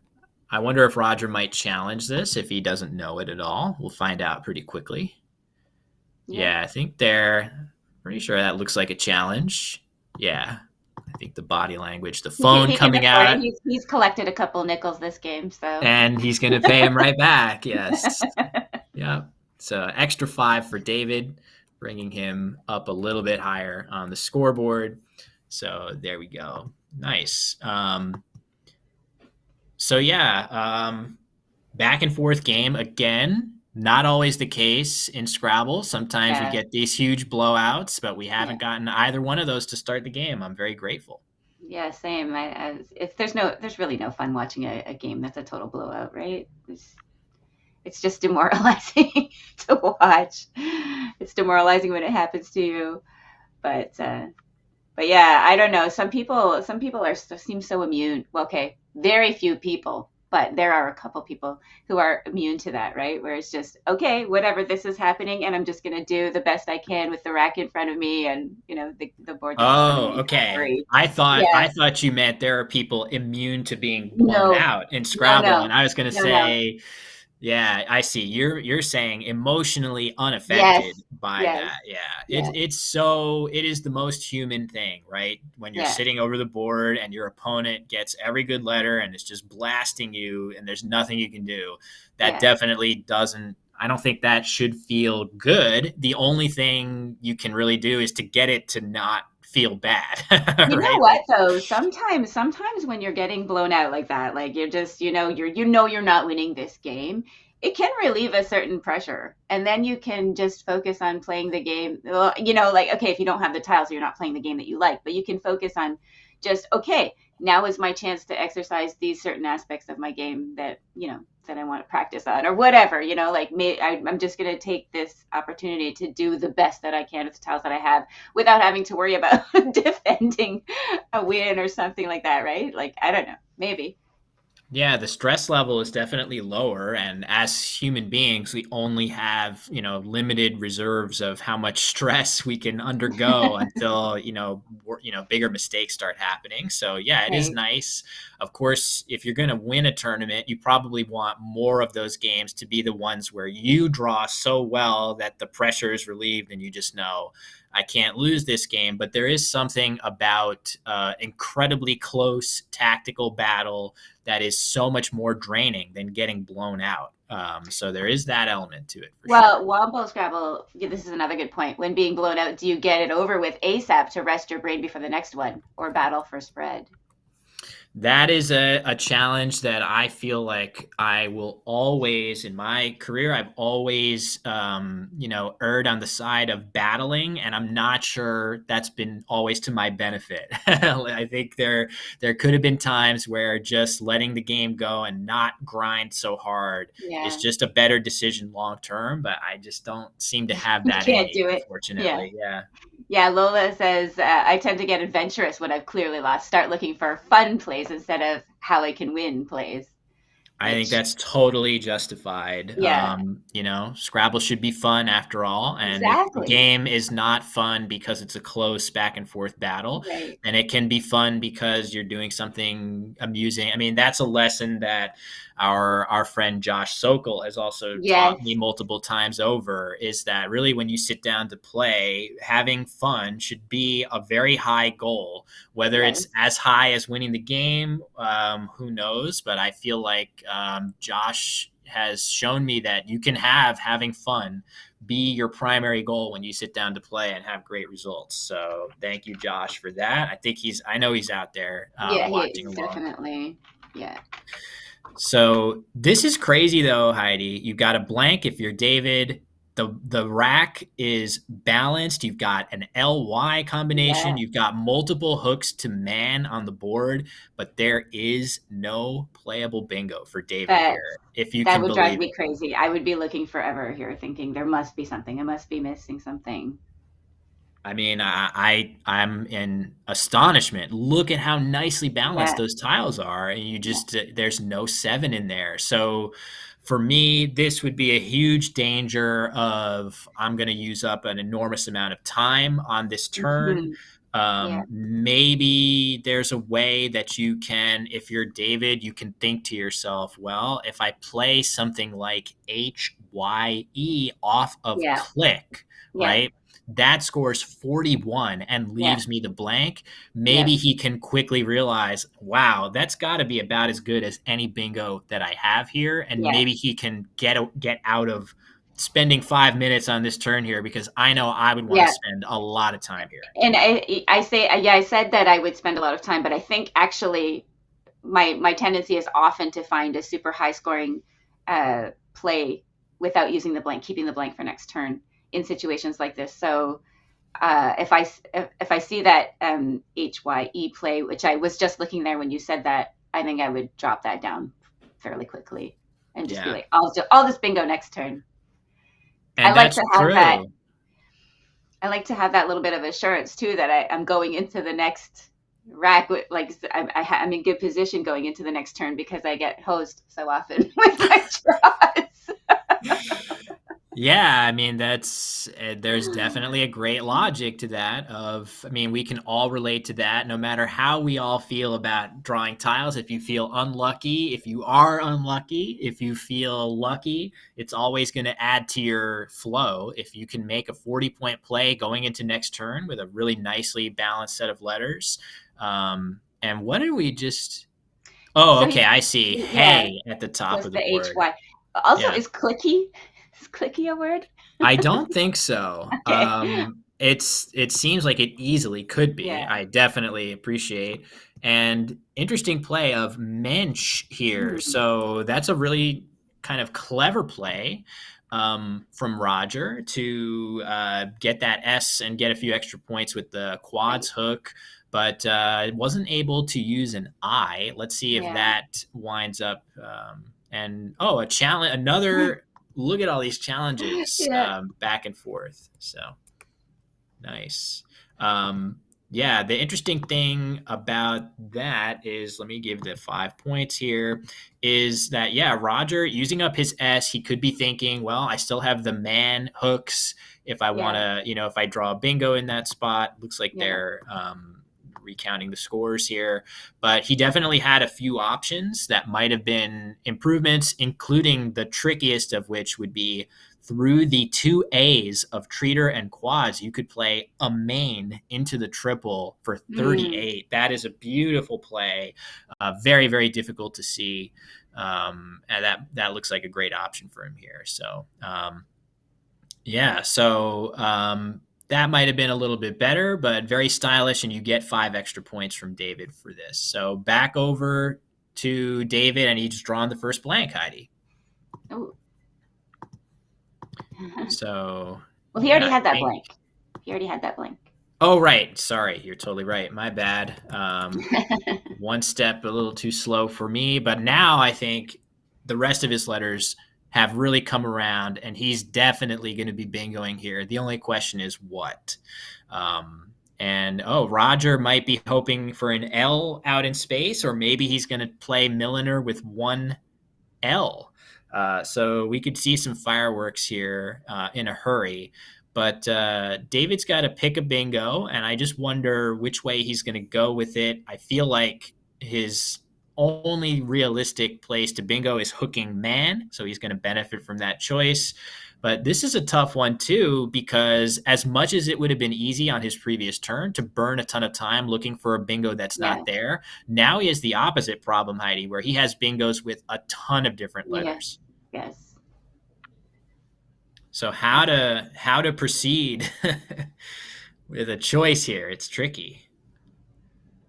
Yeah, it's always difficult when I mean, for me, it's not that difficult because I don't know a lot of words. So I just play the first one that I'm like, okay, that's a word.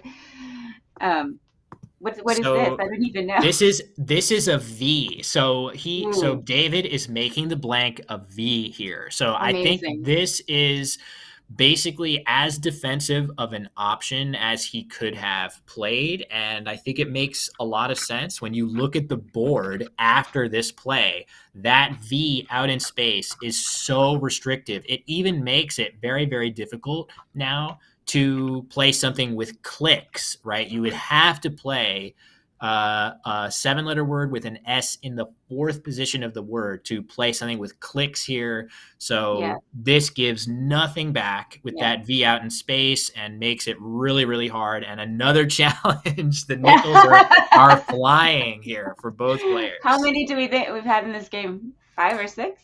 3 in Roger's favor and 2 in David's favor. And obviously, every word that's been played has been valid. So it is a pretty That's clean game amazing. Yeah. for the players here. Normally, you would expect to see with 5 challenges in a game, maybe 1 or 2 would actually result in a word coming off, but not here. Yeah. So yeah, that's a tough one for Roger, and he is going to have to buckle down. And oh man, there Oh is man. the last S and the Z for David. So very, very good draws for him. I would be in his shoes, Heidi. I would be very happy to see those Yes. letters. Yes, very happy. What is Roger gonna do now? I don't. So he has to think about, so again, the same play that I called out earlier is still available of a Oh main yes. for Right. 38. But Yes. then again, if you don't do something more active to open the Right. board, it doesn't feel like, so that's a nice looking play. It scores Yeah. 38. It leaves Yeah. good tiles, but you can't just rely on David opening the board for you. So you might need to take more of an active approach just to do something to get a letter out there in space. Maybe something like Mirren through the R of Veliger, however you Yeah. would say that. At least then you have a letter to play eights to. It's not a very good letter in the N in the corner, but it's better than nothing. This is a really, really tough situation for Roger, and I'm not 100% sure that he's going to have a play that makes him feel good. Yeah.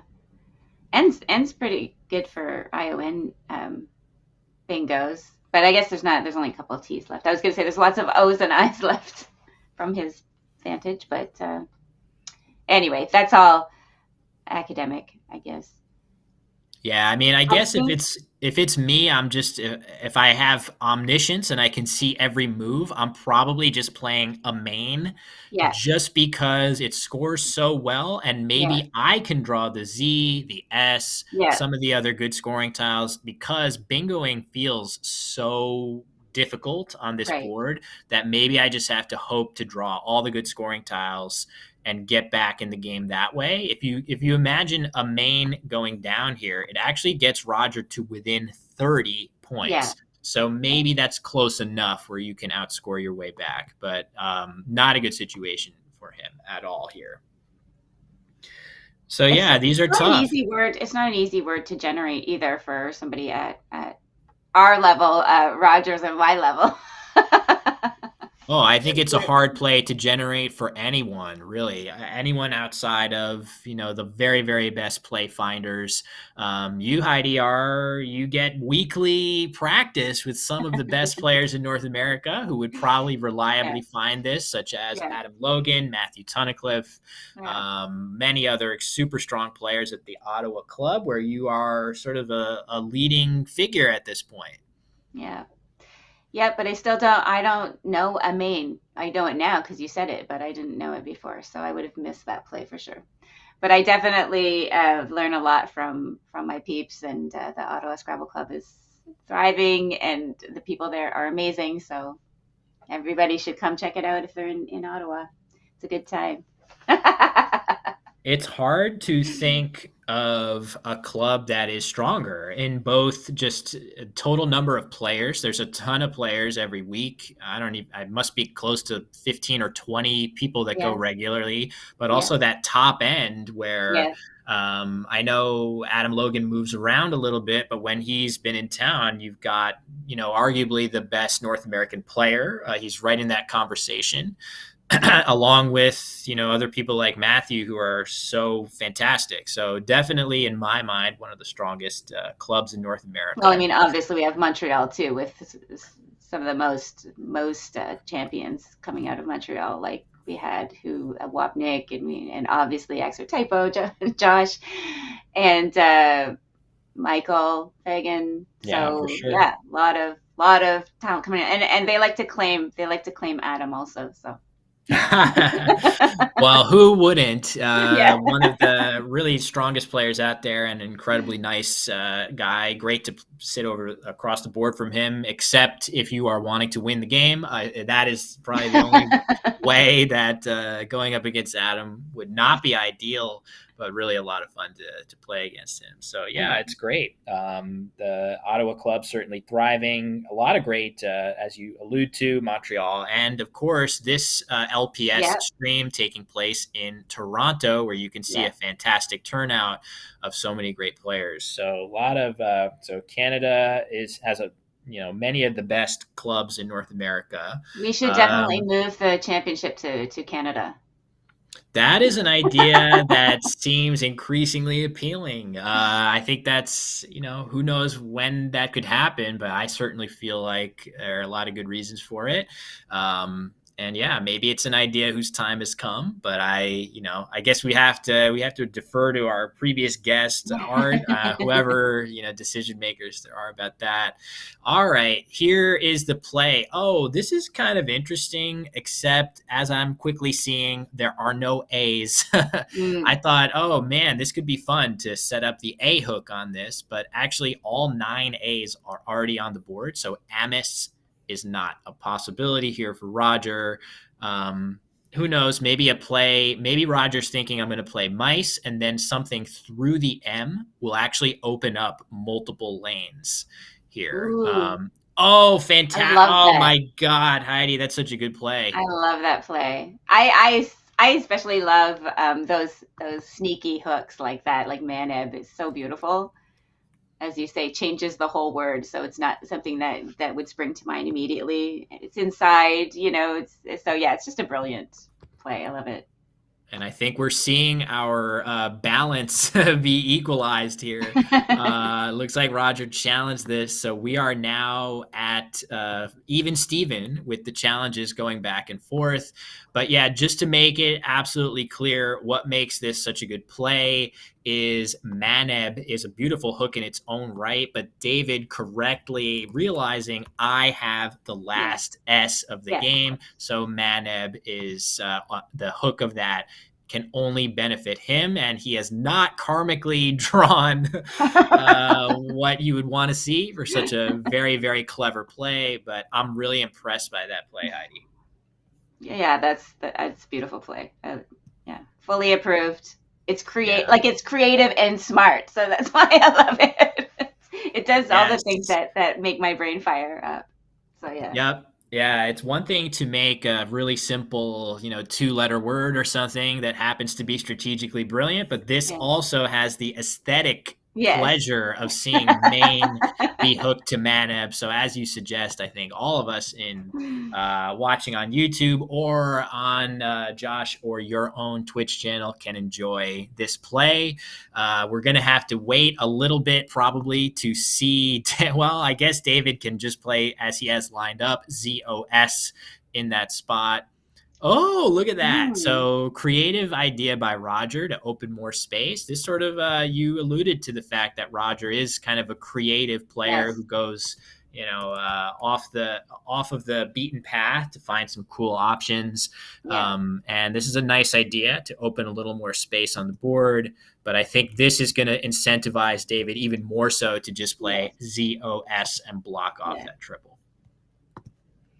leaving the beautiful IUUV. But of course, it doesn't matter at this point as much. IUUV is definitely not the set of tiles that we want as Scrabble players, but if you're going to have them, nice to have them when you're up by 100. Yes. So, Yeah. yeah. Yeah.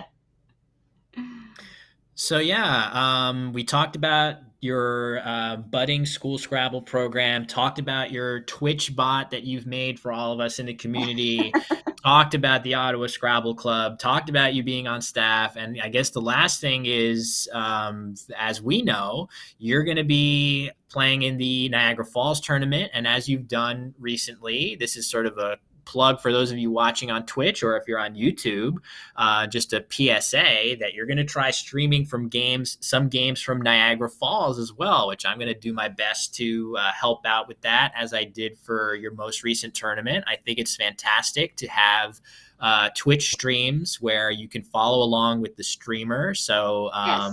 I'm sure you're excited about that. I'm very, very excited, and thank you so much for agreeing to do it. It's a big ask, but it's really, it adds so much to the Twitch streams, right? Like a Twitch stream is nothing if it's not interactive.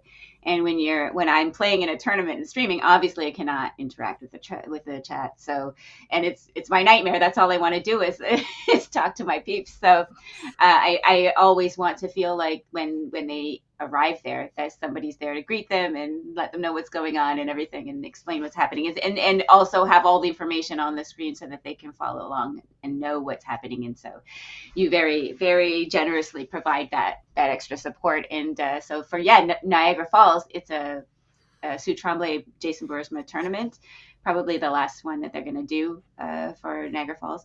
And they traditionally don't have streaming, so this will be probably the only games that will be streamed from that tournament. And I've got a couple of people lined up to help do commentary, I think, so that should be great to jump in and make sure Will doesn't have to do the whole thing.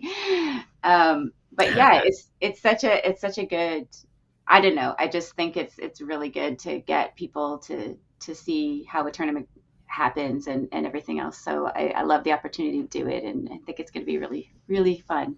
So yeah, thanks so much for doing that. I appreciate it. Yeah, I just want to, call that out and make sure, if you're wanting to make sure you don't miss that, dropping Harrow into Birds a follow on Twitch would be a great way to achieve that. And I do feel like it is a model that we have precedent for in other games like chess, where if a big chess streamer is out playing a tournament over the board, I would love to, see more of that sort of thing in Scrabble as well. Of course, it is a burden of, you have to have equipment, you have to be willing to set that up. So I feel like, it's a testament to those that actually do that, which is basically kind of just you and Josh Sokol are the only people. And we got to support those two whenever they want to do something like that. So, haven't had the stars align to do that with Josh yet, but I hope to at some point, and definitely excited to help you with that. So it's, follow Heidi's Twitch, and it's going to be coming up in May. Yeah, it's a long weekend in Canada, I believe. So May 17th, 18th, something like that, around there. Yep. So about a little more than a month, I guess. So yeah. We'll be ready. But poor Roger back to the game as we have this stream here to attend to. Well, this looks like a pretty balanced rack again, as you say. But of course, like there's not really going to be any bingoing on this board unless he goes with that M or something. Yeah, which is a tough ask to play through an M there. So he's going to go ahead and just continue to play as openly as possible. Makes total sense from a strategic standpoint that, I'm not going to win this game unless I get a bingo, and probably a big one. But really, from Roger's POV, he's kind of reliant on David to make a huge mistake. And the crazy thing is, David almost has the type of rack that would make this next to impossible to deal with this opening. He Yeah. almost has nothing that he could play, but he could just play YOU or Yip or Yup, any of those things. Yeah. But his tiles are so bad. That's exactly the sort of tiles that Roger was hoping he would have. But even in that case, he's going to be able to block it. So no Yeah. danger here for David. As actually, that was a bag emptying play as well. I don't have the tiles correct. Give me a second. Actually, there's a P on David's rack instead of that I. Okay, now it's correct on screen. So yeah, we can see that David should be just fine. He doesn't even need to really block the Y. In fact, knowing in full what Roger's tiles are, but he probably will do so just to be safe anyway. So yeah, so this was a pretty crazy game. We saw, could this be a record of challenges that we've ever seen on stream, Heidi? Six in one game. in one game. Although, as I say, the last game I played with Roger, we were up that many times for sure. It was like every second play we were getting up to go to the childish computer. So I don't know. I don't know if it's probably, if Roger's involved, the chances are higher that it could have happened before. I would definitely expect the two of you over the board to have a great chance of setting that record. Two players who are very ambitious and creative, and that is going to lead to a really fun game. Yeah, for sure. So I Fearless guess, or reckless, whatever, however you want to characterize it. You can put a positive spin on almost anything, right? Brave or foolhardy, right? Confident or bitchy. Sorry. I shouldn't use that word. But all right, Yup is the play. In fact, if David had wanted to, he could have completely ignored that Y and just played VROU off of the R of his previous bingo in the lower right. Instead, he plays it safe, and that's a very normal thing to do. He has it. Yeah, he has it next turn too. He can play it next turn. True. So yeah. So pointed out in the chat that if this were a different game, the Y in a different scenario, you would have toiletry from that Y, but unfortunately wouldn't have fit on this board, and now it gets blocked anyway. So we will just have to see how this game concludes. But either way, this was going to do it for me. I'm on tap for 2 games to start off. So just want to say a very heartfelt thank you to all those watching on YouTube on the Let's Play Scrabble channel, where the channel is originating. And also, I am away with family this weekend, so I don't have all my monitors. So I don't have any of the Twitch chats up and running on your Twitch or on Josh's Twitch. But just want to say hello to all of you out there, and thanks very much for tuning in. So how has it been on Twitch there, Heidi? Do you have some people watching? I have a couple of people watching. I can't tell exactly how many, but some of my loyal viewers, Yasmin and Jelamoka, Starcasted, Typos put in. So yeah, a few people. It's good. It's always good to see you guys. Thank you, and of course, Mike was there from the beginning. Very nice. So yeah, thanks to all my peeps for being here once again. Appreciate you all. So nice turnout on all the different platforms, seemingly, as Roger is going to get set to go out. Maybe, I'm sure he's going to figure out a way to end this game. It looks like he's over time as well. Funny how that works, right? Like this game has long since been decided, but you just still want to keep grinding. Let me get the score updated. I think it should be a little higher for both players. There we go. Oh, okay. Might is the play for Roger, leaving just that L. So that's going to let David go out with his F and I. He plays fur. Oh, there was a cool. So refi, as in refinance, would have been playable from Vrat, the RE. That would have been a pretty slick outplay. But fix is going to be the play for David to finish this game off, his second best option. So, all right, well, there you have it. So that was game 2. Certainly a little more open and a lot more bingos. There's the fist, the fist pound after the game. Our And opening let's- shot for you. There was still lots to play through. I didn't need to do that. It was, of course, pretty close, but it was my high score. I could have just played down here somewhere to your points. But I wanted to be in the double digits at the same time. Yeah, that was probably my error.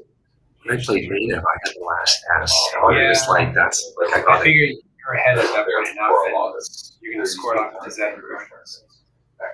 I only opened this up to myself. There's just scoring opportunities. Like I could have played up there earlier, but then you block the last line here. Like that's kind of the deadline anyway. So if you didn't know, block it over here or through here, then I'd have no chance of me going. There again, just give myself opportunities. But why's a tough ladder too? I know. I mean, it's a tough ladder to stick out. Yeah. So I was running Mice is good because I think Emma's is good. Yeah, the A's were gone. Yeah. Okay. So I didn't worry about it. I would have loved to set myself up, but all right. I always thought Mitch was with a C. But Both this are is good. both. Yeah.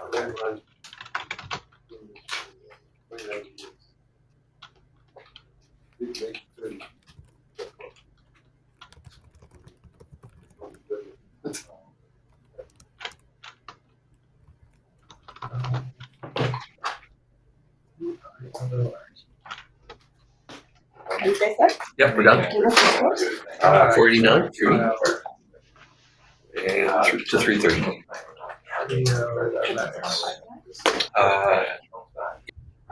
All right, so you can see we heard some little tidbits of info there that Roger was aware that there were no A's when he played mice, and that he would have loved if there were so that he could set them up. And of course, we heard David say quite clearly that he was playing Maneb with that S in hand. So that was probably the play of the game for the two of us. I don't know if you concur with that, Heidi. Oh yeah, I think I agree with that for sure. Like I said, that was my favorite play of the game, I would have to say. Yeah, so we've seen a couple really nice strategic plays here in the first 2 games. We saw Chris Sykes with that Pix play instead of Pox, setting up Oxo. Really, really nice play for all the players that we've seen so far in our 2 games here. And by way of plugging here, that is the type of Scrabble strategy that you see on the LPS YouTube channel, Let's Play Scrabble. They have recently rolled out an option for those of you that have loved plays like that and all the streams that Josh and, really just Josh Greenway with some help from his partner Kieran O'Connor at LPS have done behind the scenes. They now have YouTube memberships where you can support him. I'm going to make sure that I'm, getting out my credit card and trying to support, because what they're doing is incredible for the game of Scrabble. So it's $5 a month of additional support to LPS. The amount of money that Josh has spent on his equipment and all the hours that he spent it far, far outstrips that cost. So obviously, we're pinching pennies. Some of us are, trying to lower costs. But if you have that available to give, great way to show a little extra thanks to Let's Play Scrabble for the amazing streams that we've all gotten to see and that we will get to see in the future, Heidi. I think it's a very worthy cause. It is really incredible to think, just to try and conceive of the amount of time that Josh and, we'll just say Josh and Karen, obviously, but Josh more so, devoting to Scrabble, just day and night. Like I saw an email come in at 3 a.m. Like, come on, because he's so dedicated to making sure these things go smoothly and well, and to spread the word and bring more people in and make this game exciting and visible for everybody. So yeah, it's really incredible. He definitely deserves the support if he can manage it. So yeah. Yeah, definitely well worth doing. Glad to see that option for those that want to lend a little extra support to LPS. So yeah, I think we got to pretty much every topic I could think of with things that you are up to these days, Heidi, which is a lot. It is a lot, and there's other stuff that we're leaving out. Being on the advisory board for NASPA, there's all kinds of stuff. It's a long list of things that you're doing. Well, It's unlike Josh, though, I don't do all of it well. I just like this is yeah. I think unfinished projects here and there. Yeah. I mean, you habitually sell yourself short as well, so that is on brand as well. But yeah, I mean, it's interesting too. We were talking about all the really strong clubs in Canada. Canada is definitely the source of many of the best players.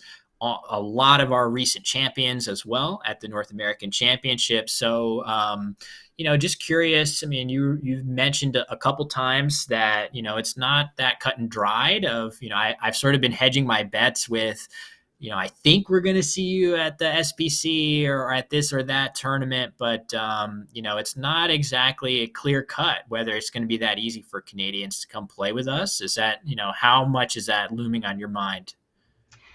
It is looming, and that's the right word for it, because obviously I love my Scrabble community. I love everybody who I'm supposed to be going to meet this summer. There's a couple of huge tournaments going on. SBC is one of them, and the other one is the Bob Lynn sponsored Albany 4th of July tournament, which I'm super, super looking forward to, and just devastated at the prospect that I might honestly not be able to go, because we don't know what is happening, and things, get a little bit crazy. You hear some crazy things. And so I don't know. On the one hand, it seems, I want to believe that it's harmless enough that I can go and be safe, and it'll be fine.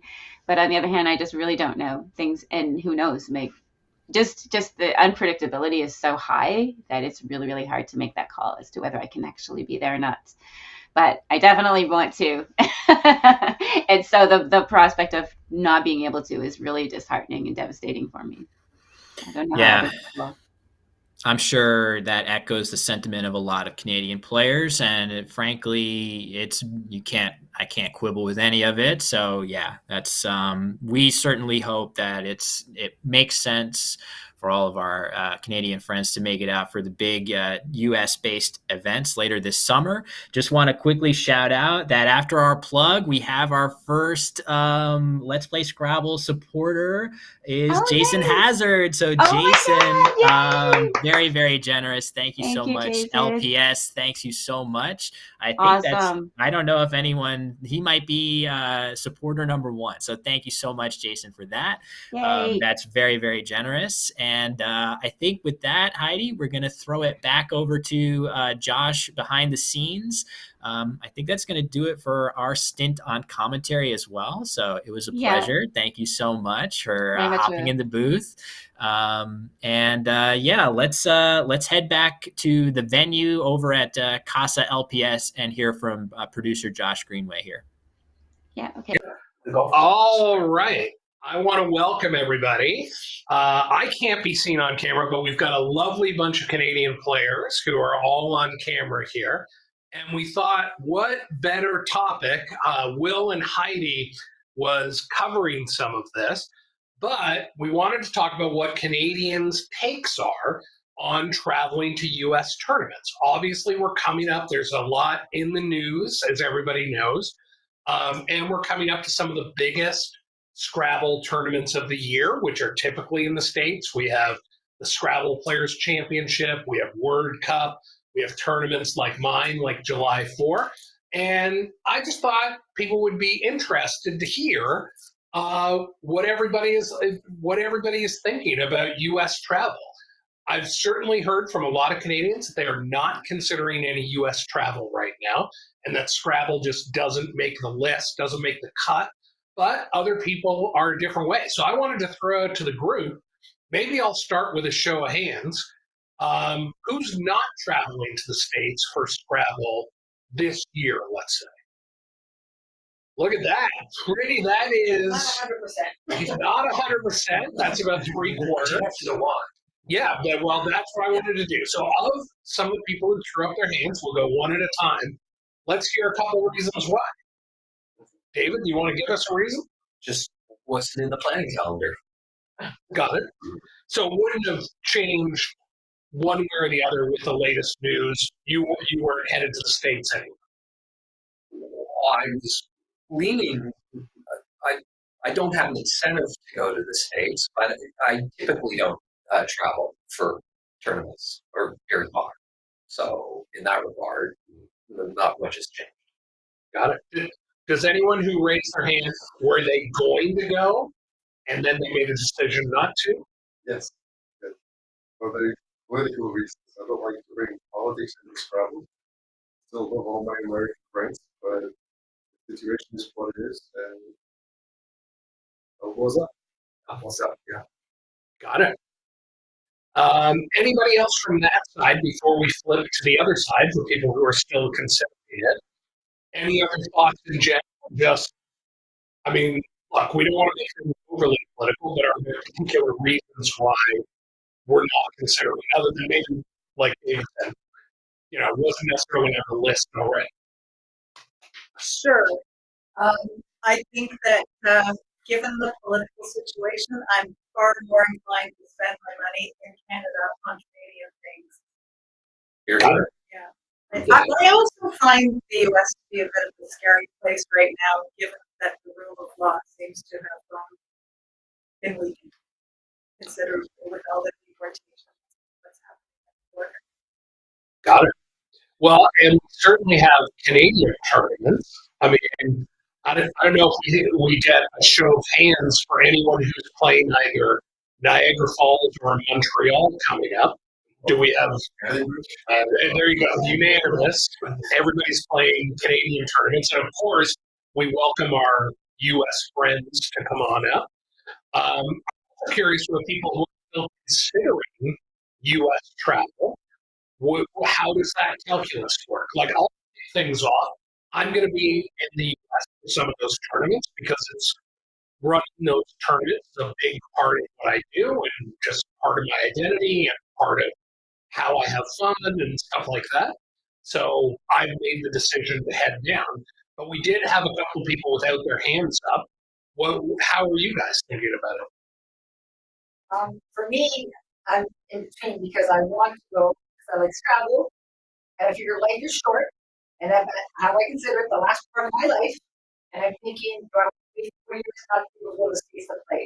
I just came back from Florida, and I will tell you that the few people that I did meet were very apologetic to know that they were embarrassed to even be considered U.S. It's unfortunate, but that's sort of where I'm at. So I do want to go because I don't know how much time I've got left. And on the other part is that, yeah, the political climate, I don't like. Roger, anything to add? Politics aside, our Canadian dollar is still quite weak. I think it's up to 72 cents on the dollar, which doesn't go very far for us Canadians going to the States. So that's probably a bigger deciding factor for me recently. That said, I did go to the States recently, not for travel, but again, I found a similar experience with Americans. Yeah, they joke about Canada becoming the 51st state, but it was all a joke and like wink, wink. Like, we're not really with that, but they're happy to have me there, and I would somewhat reluctantly go back to the States. I'm not jumping at to go there again. There are other Canadian tournaments like you suggested that I would like to support larger tournaments. I might go, I'm sort of 50-50 right now. I might go to the bigger tournaments in the States, maybe just one in the summer, like July or August. So that's kind of where I stand right now. Got it. Well, listen, I appreciate everybody weighing in. Did anyone have something to say that didn't get a chance to say anything on any piece of it? We good? All right. We're just trying a little experiment here on National Scrabble Day, in addition to games, which we are going to get back to in a minute. I just thought people might want to hear from Canadians on this subject. So thanks, everybody. We are going to take a very short break as we get ready to bring in our new commentators, and we will get back to games in like 2 minutes. So hang on, everybody. Thanks so much. Thanks to the group, and more Scrabble coming. Thanks.